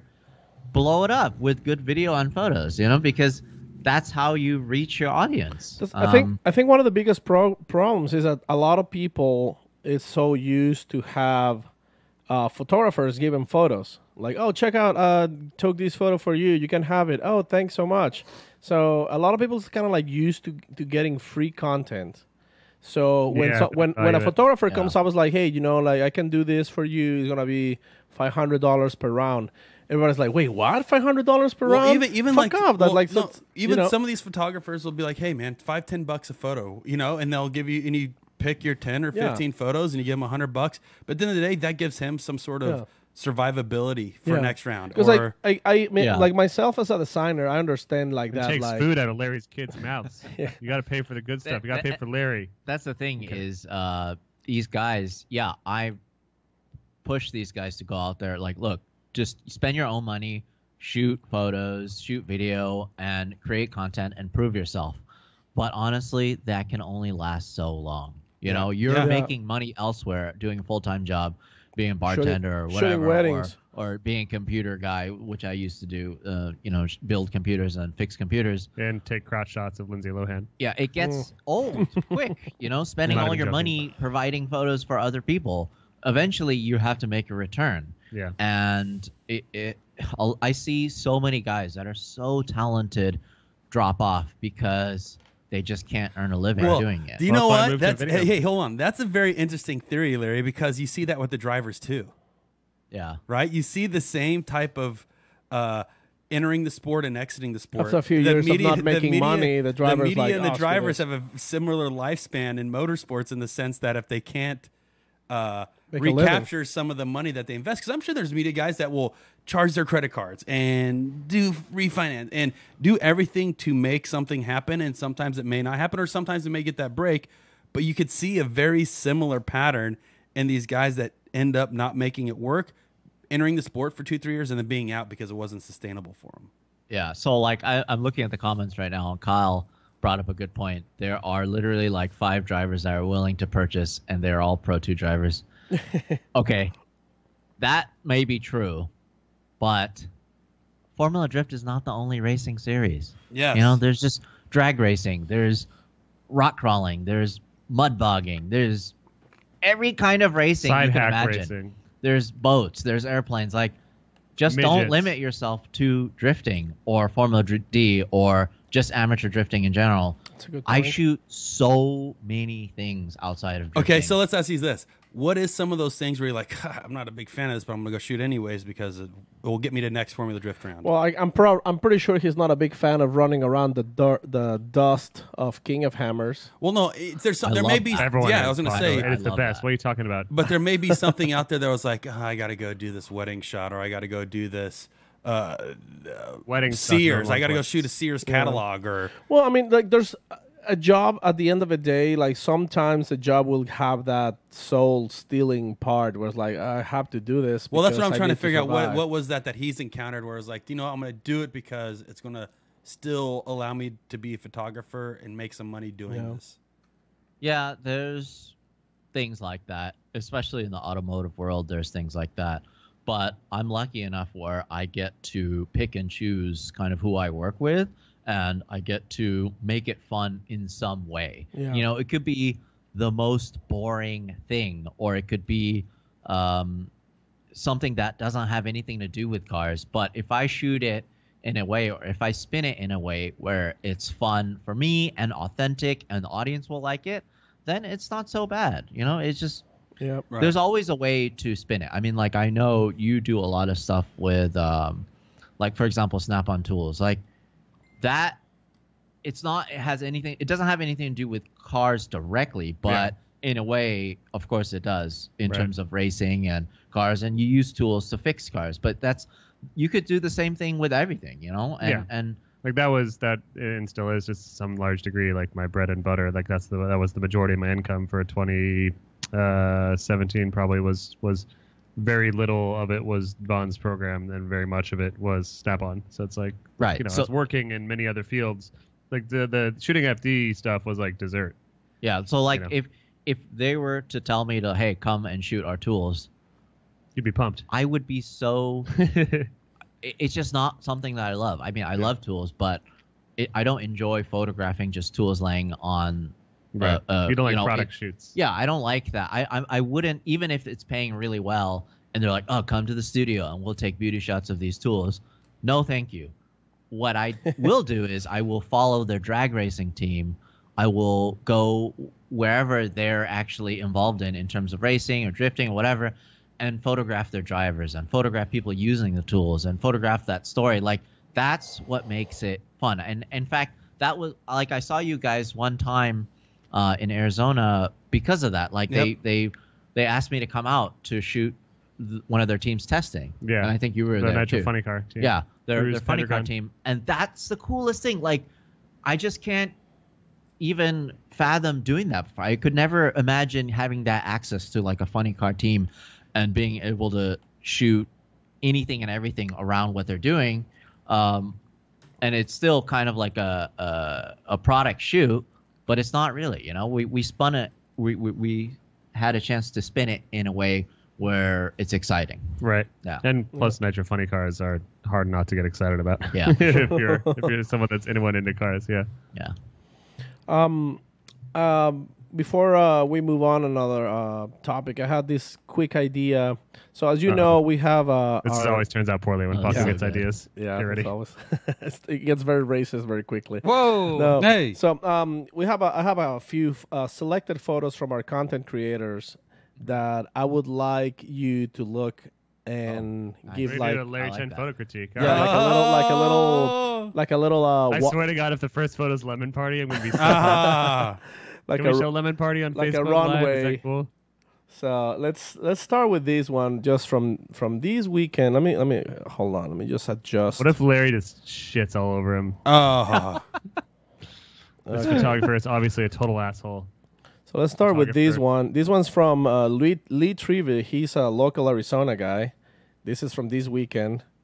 We have Yeah. Freddie Cosbo, T. Fau, and Corey Hosford.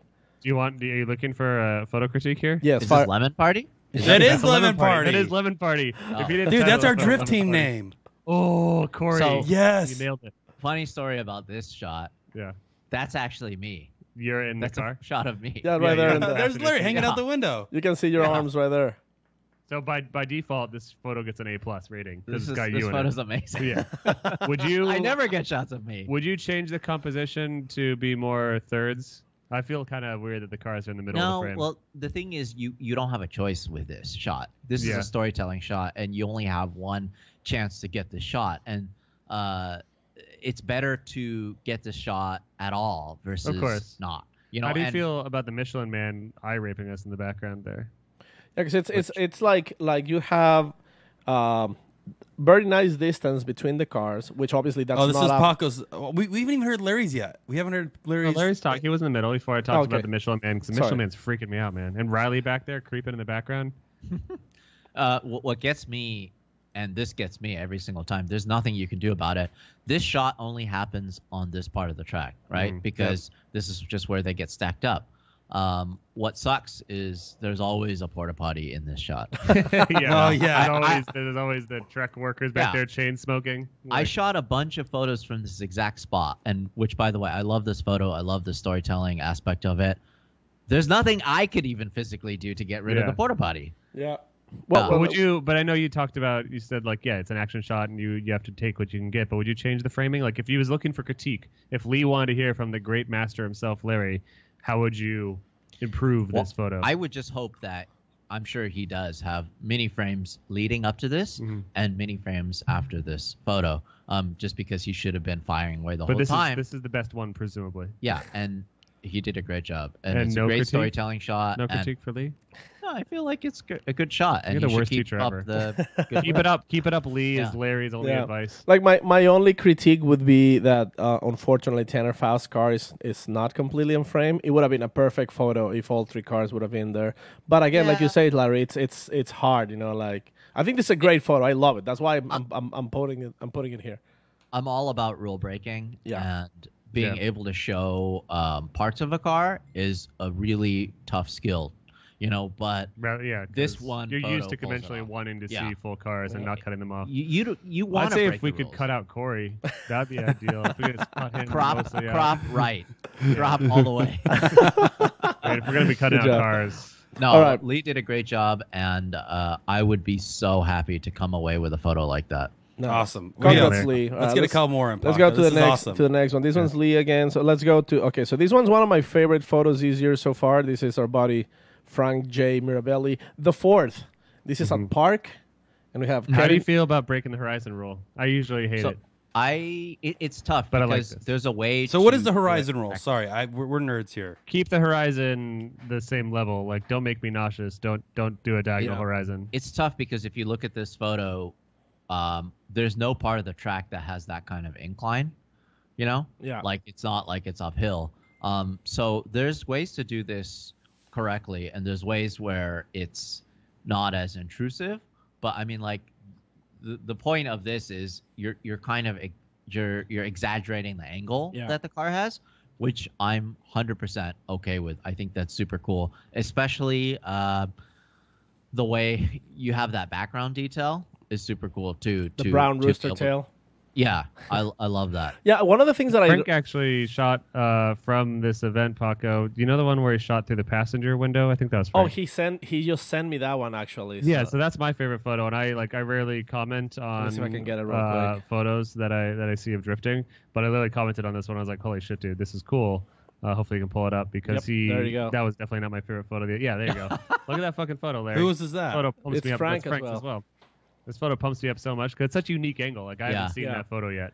It looks focus. photoshopped. Yeah, it almost looks Photoshopped. Yeah. But one of the things That's that I cool. really liked about the previous photo where that it's all diagonal, like that exaggeration, I think it makes emphasis on how tight that track is. It's like a small little, so there's like not enough room. You know what I'm saying? These guys I are just feel actually like the very photo would be close better to the if it was cars. flat. You know, I do have to say this would be a perfect like JDM option cover There right you here go. Yeah, on this. it definitely this is photo. more magazine cover, and I'm very conventional in what I like to see in photo stuff for the most part. But like, this takes away from the really cool light play and the dust swirl, and like the fact that like I'm just now noticing like this cool is the dust and the tire smoke and all that because I'm so caught off guard by the wanting to tilt my head to the left to see it. And that's why for me I like breaking this rule in what I do is I get rid of the horizon altogether. You know, if you go high and you cut off the horizon, then it doesn't matter how much you angle it. You know, so that's kind of a cheat for this. that's cool. So how you rate this photo?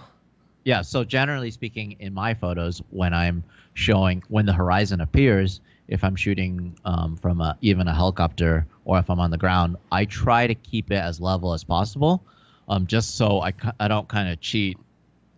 Actually, what the angle is, you know? Right. Interesting. Yeah. All right, well, you guys ready for now? Next one we have. Okay, so this one is actually Aaron Eusebi, who's a buddy of yours. Oh yeah. This Aaron's was a actually really his good friend of kid. mine. This what? Yeah, so this is Giovanni. Giovanni, his kid. He's only 10 wow. years Giovanni's old. how old is Giovanni? Do you think 10. 10? Yeah. Yeah.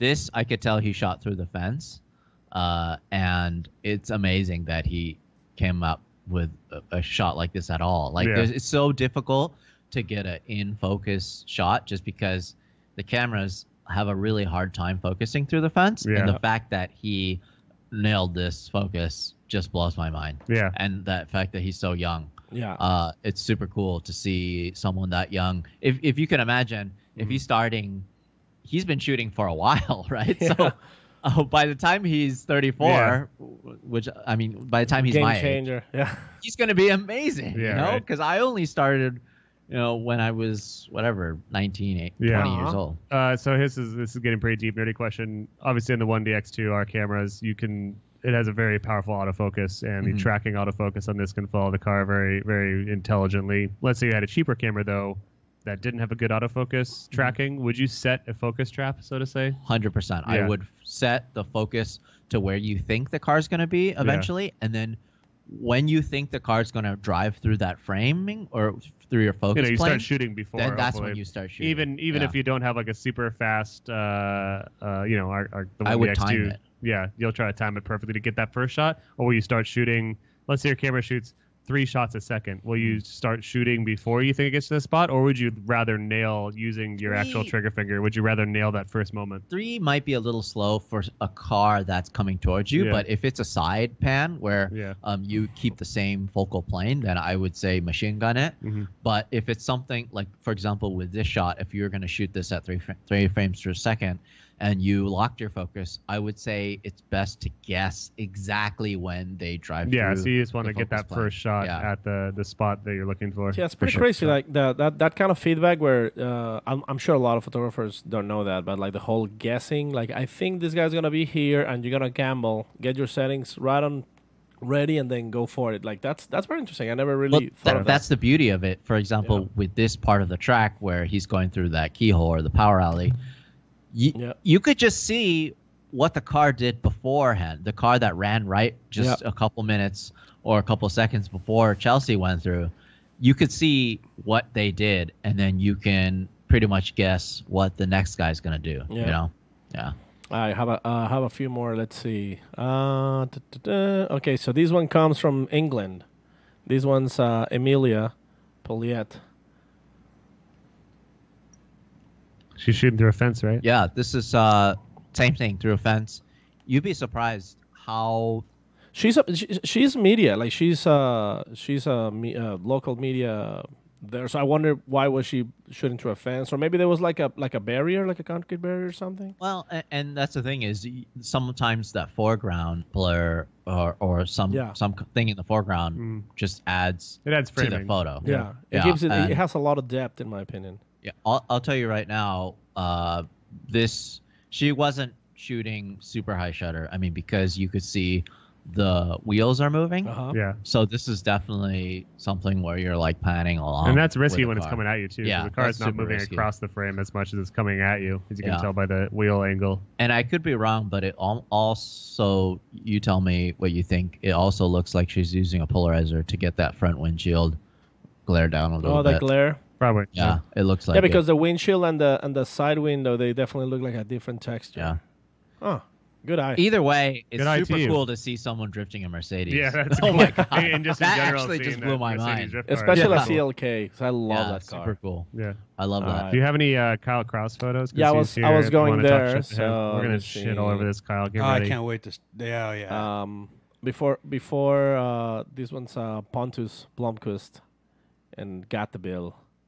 Get Bill. Yeah, this is cool because it's tells that story that the whole back is smoked Yeah. out. The Yeah. whole entire track is smoked out. What's with the foreground blur? Though I'm confused by that. Well, because is it this panning?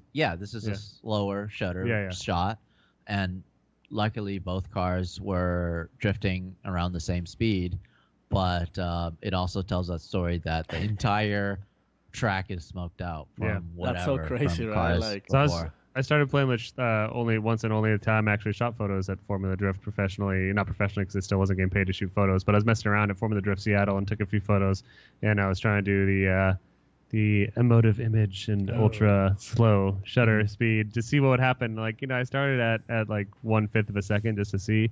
It's fucking hard, man. Like, Yeah, and I didn't it's have a not monopod easy. either. I know with a monopod that helps if to do like if you're doing just some interesting panning shots with ultra low shutter speed. But like I got almost no usable photos out of there. I think I No, got. you showed me a couple photos, and I was Yeah. really happy with how some of them came thank out. you. Oh, thank you. So this one is one I particularly like a lot. Like the composition of the lights, like pretty much shedding light right on top of this guy. Shitting light all over it. Shitting light everywhere. This is a Daxton great Show. storytelling shot, Yeah. as well as just use of ambient light. Yeah. Yeah, Even change the colors. Like these guys look, yellowish versus everything around looks bluish. I know. I mean, you can tell on the cloud. yeah, it's super cool and more. Like for example, if I was in that same situation, I wouldn't be shooting as risky. I would probably go for since I think was this the finals? I think so. It was top four. It had to be Either top, top four or finals. finals. Yeah. So it was pretty late. Yeah. To the Oh point yeah. where I couldn't risk having a shot where both cars aren't in the Yeah. frame. So I would have probably shot like a more head-on shot Yeah. to the right of the track. But the nice thing is if you're kind of just there to do a visual storytelling, then these are kind of the shots that you should be going for. Just more risky and better looking. And one thing for you, Larry, that I'm curious about is in using your 400 millimeter 100% of the time. Like now that you have this gigantic, is it 400 milli? Your gigantic 400 cannon. to it, yeah. Yeah. So it's like obviously you wanna switch and get a wide shot every now and then just to see Yeah. a different angle, different perspective. Uh-huh. But like, do you just get trapped in that 400 mil a lot of times? Like I'm sure at tracks like Atlanta you kind of have to, but That's the thing is I try not to I try to use all my lenses pretty evenly. But the 400 is kind of interesting, just like the 35 with cars and drifting in general. It's just, for me, it's the maximum length that you can go without running into too many heat wave issues. yeah. But also, it's not that long, realistically. Like, there's so many ways to get more focal length, and Right. it's really cheap, actually, to go out and buy like a 7300 for $150. for any consumer camera, and you can get that length, or even on a crop body, it'll have that length plus more. But it's like one of the generic third-party lenses. Yeah, you could use just reaching that focal length is super easy. Yeah. But being able to tell that story and shape the photo how you want is hard. That's the hard part. Definitely. This is Kyle Cross's. Yep. Yeah. Okay, so that's the thing is this is a rule breaker photo, which I absolutely love. Because he's in the center of the frame? No, because The lights on the back. yeah. One of the things Backlighting is sick, man. One of the things that a lot of traditional photo, from what I've seen, photo teachers like to talk about, you got to make sure, or whatever, your subject's not too backlit. I say forget that. Yeah, fuck that. I like backlighting. Yeah, backlight is so cool. And if you can, with the camera technology now, and you can get the details out still, it's so cool to see that. I mean, like, look at the smoke detail on this coming off his wing. Sam likes Honestly, backdooring that's so too. cool. What shutter speed do you think he was at, Larry? This, Well, my look at the best wheel guess spin. would be 120 100 to 125 a second. 125. Really? I thought Yeah. slower. I was thinking like 160, maybe. Well, the wheel, you can see the spokes. You can count them. Yeah, it's not so much about the spokes. Yeah, no, I don't know. I mean, that's just a rough guess. Okay. we're just measuring They're bits nerding now. out right now. Nerding They're in a out. full blown nerd mode. No, but So and- Kyle, and- this is go the ahead. first photo you've seen that you don't like. Right, Kyle? That's what he said. You heard it. You heard it, Kyle. I'm so sorry. Kyle's watching. He's on the chat. He's going wild. I was gonna show you my last and most 180th. favorite Oh, photo. man. Between, I said 60, you said 100. Yeah. Let's move on because I'm sure the audio-only listeners are suffering right Yeah. now. Sorry. There you go. That's a good photo. It's missing something. but- It has a little bit of motion blur. It was Uh-huh, it was shot uh-huh. with it's This probably is an like the iPhone. human drift centipede. huh? Yeah.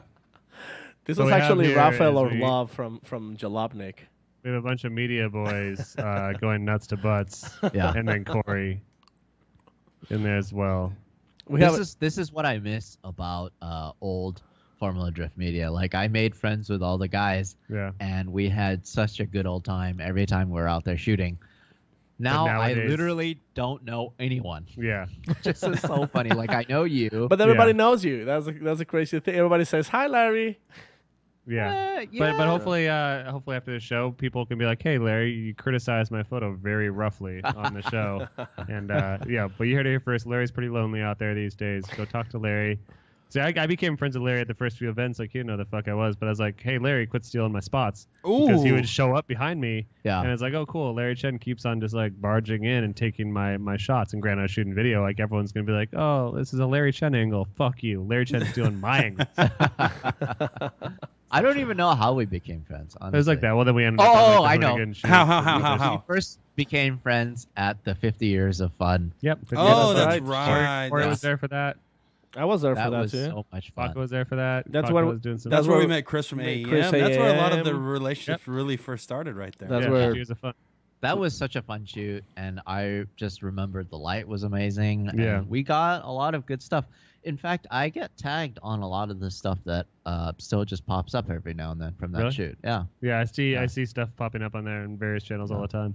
One of my favorite shots I got from that shoot was when you were on your fixed gear bike. Yeah. Oh, where yeah. You're doing like Superman. That's Yeah. one of my backgrounds. Still. Yeah. Hold on. Let's hop over to Instagram, Facebook, YouTube Instagram questions and all that, so questions. Larry can eventually get home here. What and also if you want to make sure your question gets answered right now, go into the YouTube super chat and throw down a super chat, and we'll make sure you get your shit up. Larry Get also your asked. money's worth. Larry also asked Real quick, some is it- people look on at his that. Instagram some questions. Oh, is that a Larry photo? Yeah, look There's at- Larry in that photo. Yeah, he's in the photo. He look at that. Look at that Larry selfie getting stick. Larry not shooting the horizon. Can you describe what you're doing Oh, right there, yeah, there you go. Larry? That is my Larry Yeah, Chen photo. Superman. Larry, what's going on in this photo at NJ? I'm fishing for He's fishing for the pictures. shot. Yeah. That's actually pretty crazy. I never seen you doing that technique where you have Yeah, these that's staff. That's not Larry stuff. Are you? Are you watching at all? Is we're at this track. I've been He's always shooting at this track for whatever. yeah, you're 10 looking for the new years. thing now. I'm trying to do something different. I've done this before, but it's just there's only so many ways you can spin it, at the same track, and just using different techniques, different lenses. That's how it works. Pretty much doing the camera mounted on the fence at a place that there's no fence. Yeah. That's Yeah, cool. exactly. Nice. Yeah. All right. Yeah. All right. All right. Back to you, Larry, boys. were there any questions that stood out to you in your Instagram that you wanted to hit first before we go to the Maximum Driftcast? You ones? hit me one. Yeah, there was one me question with- that I really liked on your Instagram, actually, Larry. Uh-huh. What does it say? It was from one of our good buddies. Mhm. Hold. Come on, dude. I pay for all the high internet speeds, and I got nothing here. It's just Are loaded. you talking about Aaron Dookies? No. It was Do you want me to fire with one in the meanwhile while you find yours? I'll start off with one just real quick. Yeah, I'll hit start one. off with just an easy opener. This is Yeah. from Handsome Hassan. Mm-hmm. When is your photo book coming out? That's a really good question. Photo books are so expensive. I've done to make them. I've done many books, and I actually looked into printing a book where it's just all my work, and it looks like, just from what I can tell, it's going to cost about $40,000 out of my pocket to make how many copies? print the book, to print 1,500 copies, and then I'll break. And then what do you have to sell them for? To break I have even? to sell 1,000 almost to break even, and then the rest is going to be profit. Can they At go what, in like price? bookstores? Or? Well, it depends. See, so because if I'm distributing it myself, then of course it's going to be harder to sell, but I'll Right. make more profit, right? Or I'll break even quicker. But if I have someone else sell for me, Yeah, they'll basically make all the money, and it's pretty high Yeah. risk for It's- little reward. yeah, it's not for how much time goes into making such a thing. I love books. I love print. Yeah. I'm all about print now. But to adjust all the color for print and to do all that, like you'd have to pay someone maybe. Layout. Yeah. Layout is the toughest thing, and just everything. You have to convert Getting it everything into published. CMYK though, too, don't you? I'm sorry? You have to convert everything into CMYK. The color, Yeah, which and can be a huge pain in the ass if you've already edited it in RGB. that, and also you have to, make sure, like if you're doing full page spreads, make sure it bleeds okay, Yeah. or like there's just so many little things about print that it's just not my expertise. But I looked into it. Believe me, I would love to do a book where it kind of just Yeah. it's like my life or my career up until now. Yeah, but it would be cool. But until I find a sponsor that's willing to front that kind of money, I can't do it. Yeah. You Yeah. gotta get someone else on board. No. All right, this one is from on Larry's Instagram. Sarone photo sucks. It's a really good question. If you'd rather change genders every time you sneeze, or it's a would you rather, essentially. Would you rather change genders every time you sneeze, or not be able to tell the difference between an ink pen and a muffin? Cyron with a real banger. It would be kind of cool to change genders every time I sneeze. Yeah. Yeah, that would Yeah. be cool. Like I'd be down for that. like Ranma half. Yeah. Uh-huh. But here's the thing about this scenario that you didn't ask was that the ink pens taste really good to you Huh. because you have a desire to have that. And in this scenario, you actually change genders every time you eat a pen. Whoa. Wow. But That you just didn't got ask the weird question super quick. Yeah. So the funny thing about the whole gender changing thing is, Larry's actually a tranny. So. no, I'm Whoa. yeah, I'm gonna go for a gender reassignment. Yeah. No, my son, he's still breastfeeding, Yeah. right? So he's one Sam and a is- half, so he should be getting off that soon. But so like he's aware that it's a bad thing now. But it's funny because anytime he asks for breast milk, I kind of like lift up my shirt and he laughs. He laughs He's like, because he's like, those pathetic quit things. fucking with me, Dad. I won't get milk out of Yeah. that. I want top shelf. Have you ever tried though, just to see if it'll latch on? Believe me, every time he asks my wife, I go like this and he laughs. He's not he down. won't latch on. He's not no. going to Not try. having No, it. he's not. Do you have hairy nips? No, I don't. Well, Sam, Look at me, I'm Asian. I Come know. on. Sam, you just came off breastfeeding about 3 months ago. Do you have any So advice I've for got a lot of Larry's kid? experience. I would say, kid, don't ever let go. Just latch on, Yeah. hang on for dear Yeah. life, man. You might relapse. I could see you relapsing real soon, Sam. I have a question from our good old first time caller, first time listener, Aaron Dookie. He asking, is Larry Chen short for Larrington Chensington? Huh. Yeah, that's That's Confirmed. confirmed. Perfect. Next. All right, here's It's this actually is short for okay, so- Valeria show. Chinese food. Jesus, Sam. Go on. So What? okay, so I need to nerd out on this one, Larry, because I'm not a photo guy at all. Actually, I'll tell you a funny story. I bought a camera, I took a photo of a Subaru, and I got it published in D Sport one time. And I wasn't a photographer. Some dude asked me if I could take a photo, and I bought a camera, and it was published. That was probably 2010. You I know had who's no idea what legit- I was doing. You know who legit has some skill is your partner in crime. Who? Yeah, Dustin. Dustin's killing it. Oh my God, he's doing he's really so well good in videos now. right Yeah, now. Dustin's getting after it. I got a surprise for you guys about Justin him. just texted me right now. Okay. He's getting a boner. So, Oh, okay, so tell me this. Okay, obviously us car guys have a reason why we pick specific cars and engines and all this shit. Elliot Brenny asks, why Canon? Yeah, That's that's a a good good question. It's no reason at all. I actually am not loyal to Canon. I shoot with everything. And I hear this a lot, but it's the fact that you get started with it, and when you get inside that ecosystem, like you Yeah. can't really get out of it Yeah, because but of your lenses. When I have a chance to get out of it, Yeah. whatever, it just happens. You know, like I shoot with a Sony almost every day. That's my bloggy camera. Yeah. You know, because But if someone no one got you makes a it better. full Nikon suite that it was comparable to your Canon, it's not like you would be like, "Fuck Nikon." it's all the same. Yeah, honestly, it's pretty much now. all the same. You know, there I are some people I've met in the industry that are like, I'm all Canon, fuck Nikon. It's people like, I use Nikon because the sensors are this and this, and fuck Canon. But it's like most real professionals that I know, they're like, yeah, I'll use whatever camera I have, Yeah. man. whatever I have. Yeah. And that just goes to show the whole, you know, I use that Rebel T2i to get one of my most iconic shots. It doesn't matter about the gear. Yeah. You know, it all does the same thing. It really. does. It does help to have long, fast lenses for certain tracks, Yeah.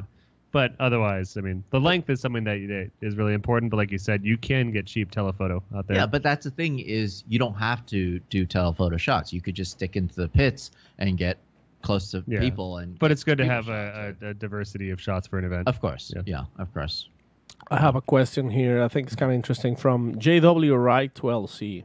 He's saying, you've been shooting pretty high-profile races like Le Mans and such. High-profile racists.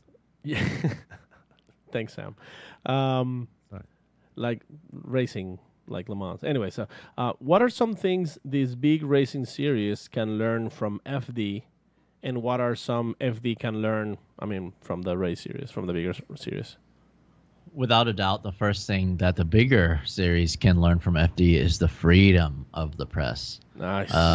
The FD Fake news. just gives this vessel that's so good for people like Sam and I, or even just the people that are starting out now, because they could really shine. You know, they have such good access. Like the people that shoot FD now, they cannot complain at all about the access until you shoot something insanely hard. Yeah. You know, you just get you FD is so free that they let you do whatever you want. You can go there, you could shoot video, you could shoot stills, you could tell stories, you could Yeah. there's just no limitation Compared to like shooting Formula One, where to shoot. Yeah, if you're shooting Formula One or Le Mans or just, Give us an example of like something in Formula One where it's like you don't have that freedom of press. Yeah. Give us an example. first of all, you have to pay a shit ton of money, right? Well, if you want just to shoot give you an video. example, if you look at my behind the scenes video on the 24 Hours of Le Mans, there's not one video clip of the actual race because I would be fined and probably banned if I showed one clip of the actual race. Right. You know, so what I did was I filmed everything outside of the track, and then I also filmed myself, you know, moving around, doing all this other stuff. And to replace that track action footage, I just put stills with some sound in the back of the cars going by. Nature sounds. Yeah, and so that's how I got around that. But I don't want to have to do that. I want to be able to tell the actual story of how I, handled that event. But I'm not allowed to because of TV rights or whatever. But there's just not as much freedom versus FD. Really. Never thought- That's interesting. That's crazy because. But of course, go ahead. No, go ahead. Oh, sorry. No, No, go I ahead. was saying, of course, there's a reason why. I get that there's a reason why, but what's little old me really going to do? You know, Yeah, I'm is not it gonna really steal gonna views. is it really gonna jeopardize their brand? In If fact, you- if- I'm gonna help them. If this Hoonigan Right. blog, yeah, Yeah, the blog I'm gonna shows- help them as Yeah, much 'cause as I can. I think that's one of the things. Like, I mean, starting with like Speedhunters and like the kind of photos that you take and how reachable you are, because that's the other thing. You are known. You are an actual known photographer. People, I mean, at Gridlife, everybody was like super excited. Are you Larry Chen? Can I take a photo with you? Like, you actually are a pretty good connection between professional events and reality. You know what I'm saying? Like, that's kind of like what we originally, when we started the show, we felt like a lot of people's like, oh, you know, you're giving us like direct access to all these drivers and their opinions. You are like this guy who shoots these very professional photos. Everything that goes through your lens looks super amazing, but then you're also right there with everybody, and you party with us, and you're approachable, and you're, you know, you're not like a rock star style kind of guy. You're pretty nice. So I think That's just a persona in front of the camera. He's a dickhead behind the scenes. but you know what I'm saying? Like, you become a link to this new sport. Like, for example, like I knew about King of Hammers. I had friends going to King of Hammers. I was like, that's pretty cool. Yeah, maybe I'll go one day. Then I saw, oh, Larry Chen is shooting at King of Hammers. Oh, look, that is actually pretty cool. Oh, I'll look more into King of Hammers. And Yeah, it was yeah. just because I saw photos from you. Imagine, Yeah. but imagine if you had 30 or 40 other photographers doing that as well. Yeah, exactly. That's You what I'm know what I saying. mean? Like when a series doesn't allow for the photographer to, or a media creator to come up to have this freedom, this creativity freedom, it seems like they're only losing an opportunity to reach, especially the younger audience. Yeah, I agree. Well, drifting in general, and especially Formula Drift, it's the way they treat their media is the same way they're treating their drivers, or the same way they're I guess promoting their drivers. And that's the whole new age motorsport thing. You know, with these traditional motorsports, it's tough. Like, because as much as I love IndyCar and I follow it as much as I can, you know, I at least shoot one race a year. This year I had a chance to shoot 2 races. It's hard for me to name all the drivers. It really is. Like, I love it so much. It's so cool to me, like the way the cars look, the way the coolest thing, of course, is like the pit stops and just the whole engineering that goes behind it. Everything about it is awesome.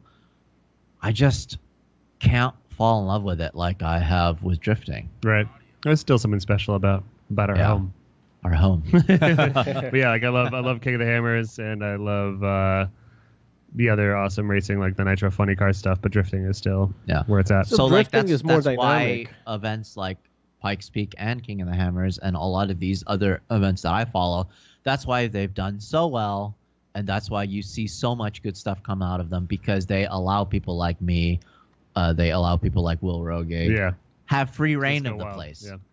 and do our stuff. You know, just go out there and do the best job we possibly can, tell that story the best we can. Yeah, I've got a Yeah. really exciting story coming out on Driving Line from when I was shooting this last King of the Hammers. It's not coming out until right before the next one, but like it's a total example of how I don't think I even got a media pass, but I did like a 24 hours of all the sights and sounds essentially Yeah. video, and it's like That's great. just the crazy shit you see at King Yeah. of the Hammers, and Yeah, it's the like, heckling is the yeah, best. I got some. Right? Yeah, yeah. It's just, a lot of people just can't make it out to these events, unfortunately. And I always promote, hey, you gotta go, otherwise they're gonna disappear. You know, Right. and you're never gonna be able to experience what it's like. If you can't, then just check out our stuff, and then Right. we can kind of give you just an inkling of what it might be like when you're there. Right. You know. Nice. I have a photo of sorry, a question from Yogurt Slinger 420 XX69. Great name. Yeah. So this is a great That guy. sounds like a fake username, but Oh, no, it's it's real. totally not made up. What's in the future? What's coming? What new projects coming on your way? What are you doing that we can keep an eye on your stuff? there's a lot of things in the works that I'm really There's looking something forward really to. exciting that I'm not allowed to talk about. Yeah, that you're I not can't allowed wait to till talk about. I can't wait till we can talk about it. There's all that red tape. There's a lot of exciting things that I'm looking forward to, but I'm still gonna shoot exactly what I've been shooting. Just Yeah, anything Larry and Chen everything Media that's cool. Machine. I mean, like right now it's what 10 o'clock. At 5 a.m. I'm going to fly out to LS Fest. why don't you just stay Bowling at my Green. couch, man? Yeah, I The know, airport I is like should've 30 stayed minutes from me. I should have stayed here. Should have slept with you guys. No, but I'm just gonna shoot as much as I can. Yeah. And the only thing I always say that's limiting me is my physical being. Yeah. You know, I can only carry so many cameras. I can only walk so far. I can only travel to so many events. Are you excited for? I bet you don't get to watch much TV these days, but like in the show The Expanse, and I've seen this in many other like sci-fi future things. Is like there's the director that stands there, and then he's got like drones following him, like doing this hovering around his head, and he can like point his drone and be like, all right, get that car, and this drone over here, be like, all right, drone, go shoot this shit. It's like you've got your feet on the ground, you've got your minions. Like today you have your human minions. Like, will there come a day in your eyes that you see like you're gonna have like your Canon 1DX Mark 10 that just like floats next to you and like is connected to your eye? And Well, hopefully by then we'll be doing something else. I don't know. I'll just be playing with cars by that time. You know? Hopefully we're all retired and can just play. But yeah, that would be insane. I Yeah. mean, it's already so easy now. What's the next big step, do you think, in technology and our end? Well, mirrorless is going to be the big thing. Yeah, without but a doubt. they've had problems with focusing, which is why not everyone in the action realm is using like stills on the Sony A7s and what have you. But Yeah, and which they're gonna fix that. Brings me to the point. A lot of people are like, "Hey, why don't you just shoot video and pull stills out of it?"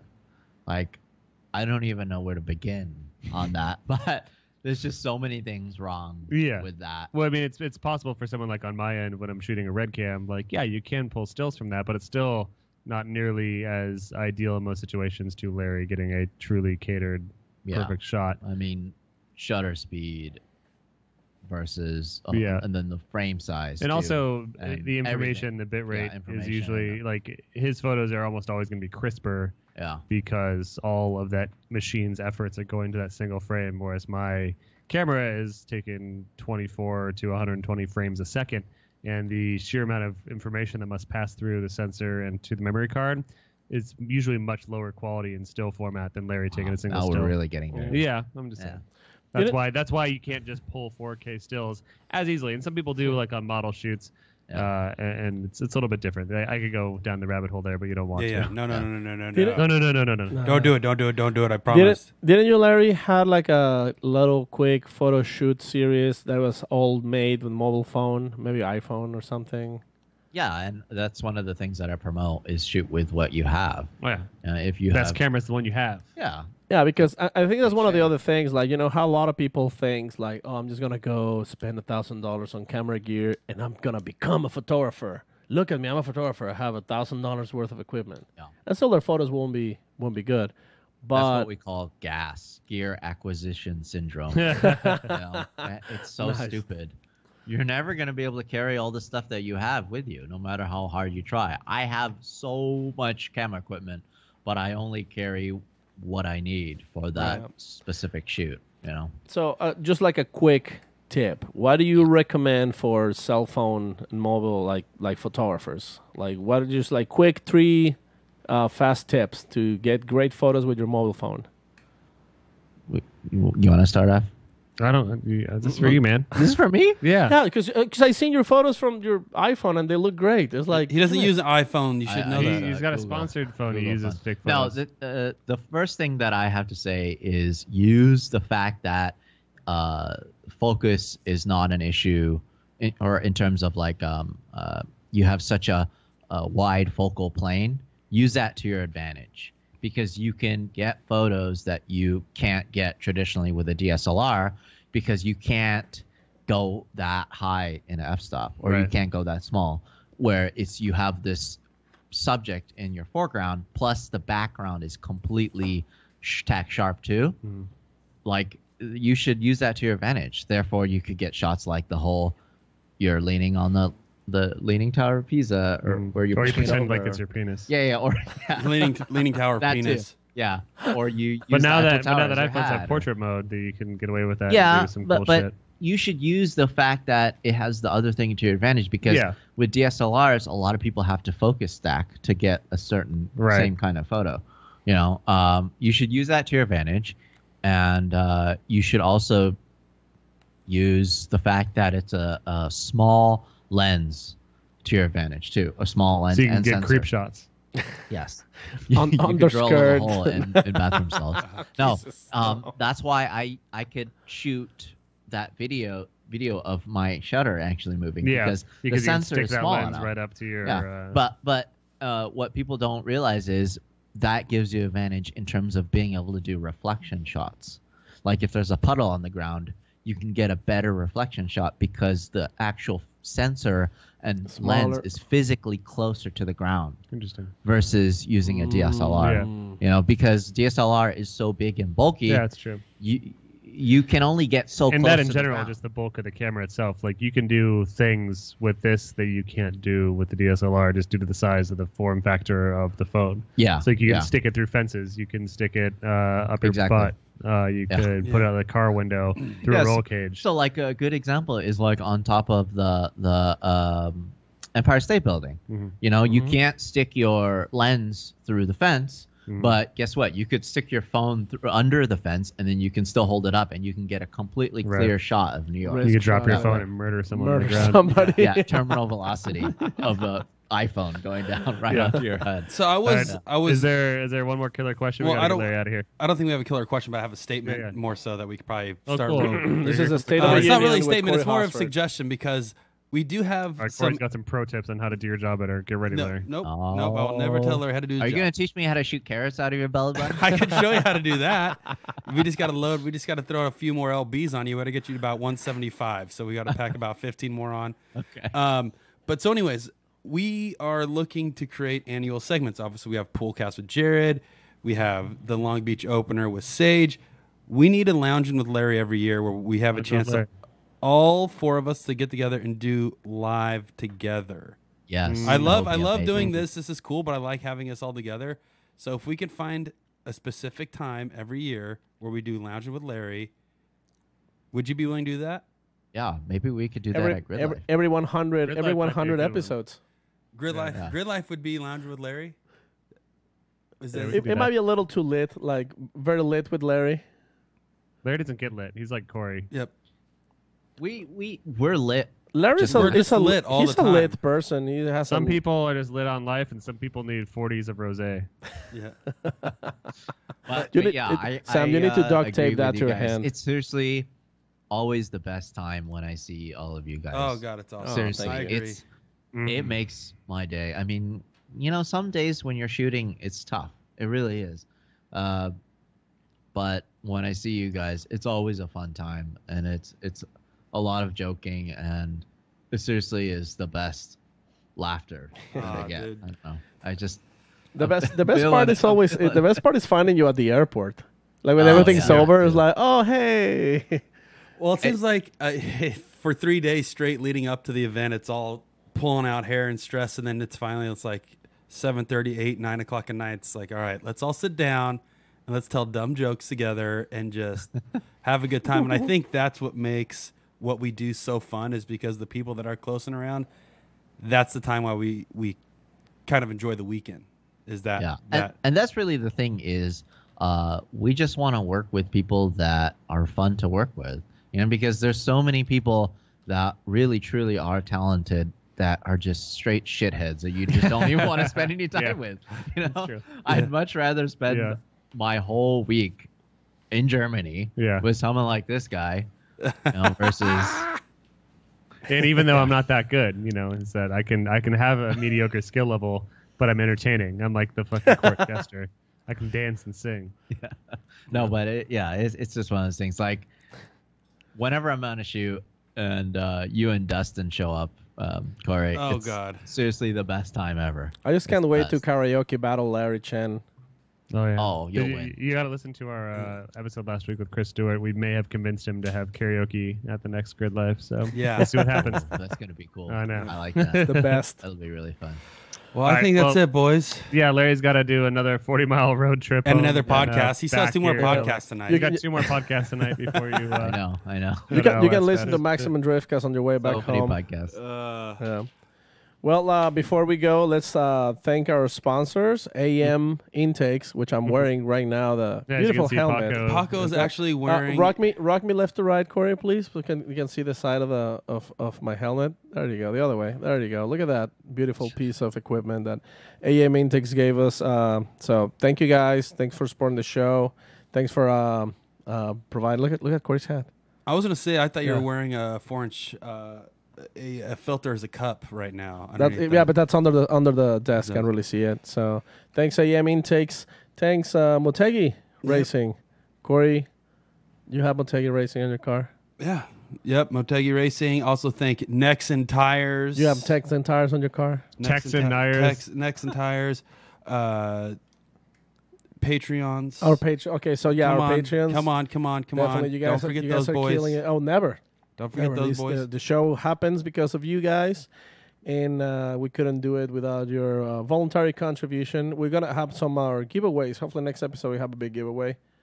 I want to thank Karate And Yeah. for Just protecting the my martial family. arts. Yeah, For for protecting. giving me the skills I need to protect Larry, who's now part of my family. yeah. Yep.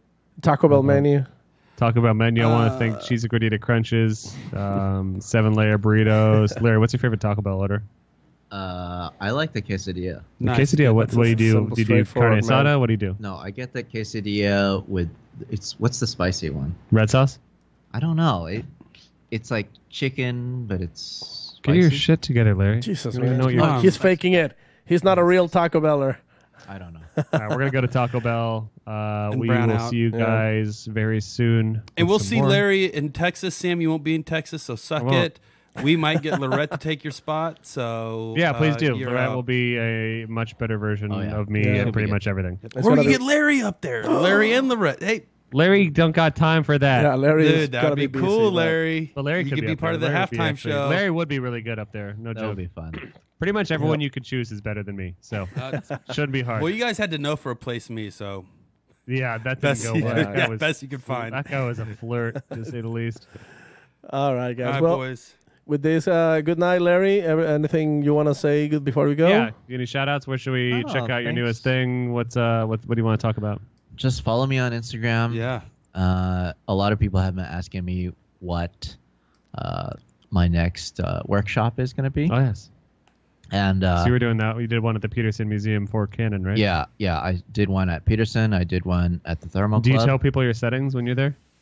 No, I still don't tell You them. still don't tell people the settings? I just do it for them, Yeah, and then they take the picture, and then I change the settings. that's good. All right. So before we go, guys, it's a great wrap up. Two super chats just came in. We'll end with this. Oh, shit. First, sorry, Larry. This is the last one. Yeah. Larry, FD after party or King of Hammer after party? Which one's better? Real quick. It's This James is from Goldman. James Goldman. Yeah, I feel like thing about the King of the Hammers is It's one big party. it is one big party, Yeah. but like the drivers are just wrecked. Because I mean, I've seen Yeah. some of the drivers drive And for everyone's 20 wrecked because hours you're straight. out in the sun in the dirt. Yeah, It's like I'd say King of Hammers is more of like a long party, yeah. and FD is more of the kind of, there's not any huge parties of FD after parties I know of, unless we It's go not to the official. bar and go like line dancing in Texas on Saturday night or something. Well, I mean, there was that time where I don't know if you saw that video where all the guys after the we're banquet kicking. Oh, not banquet. went back to I've never been to the banquet. hotel, Yeah. and then they all got into an elevator, and the elevator Oh yeah, yeah. I remember got that. overweighted. I remember that. It went down. It went to like floor below 0, Yeah. which is like all the way down. Yeah, I It's remember that. sacked, basically. Or the time in from the Drift Texas where that one kid had all the pro drivers kick him in the nuts. Oh, I Oh didn't. yeah, I see remember that. Yeah, Yeah, that Daigo was a even party. kicked him in the nuts. That was cool. You should go to the banquet. I might go to the I banquet. think we'll We're- go to the banquet this year anyway. We're so trying You're for local. that. Yes. Yeah, I'm a local now. Yeah, That's yeah, the thing. okay. I was never a local before. I mean, I still hate to drive back out to Irwindale on a Sunday night, but and the It's- Uber is like $100 from It's here. but- literally 1 mile away from my house. The banquet. so I can sleep on your I couch. think you can sleep on his couch. Come All right, cool. There you go. And then All right. last one, we'll end the show with this. Yeah, that's good. So this is This from Ben Tranter. He says, "Everyone say creme brulee." So we'll Let's do, just we'll shut do it a off 3, right after 2, we say 1 creme brulee. acapella creme brulee, and then Paco get ready to close the show out. Get the segment up. get the closing credits out? Are we Yeah, gonna yeah, draw right. it out, or are we just gonna do one quick one? We'll do a good. Let's do it all together long in a separate in a musically way, because obviously everybody knows we're great at singing. So, Yeah, okay, so we're who not wants to fire it up? All right. This is it. Goodbye, everyone. Thank you for coming, Larry, and thank you, Corey and Paco. Yep. Mostly Paco. Corey, still not sure of, but we'll figure that out later. 3, 2, 1. Cram. Egg rolls. Oh.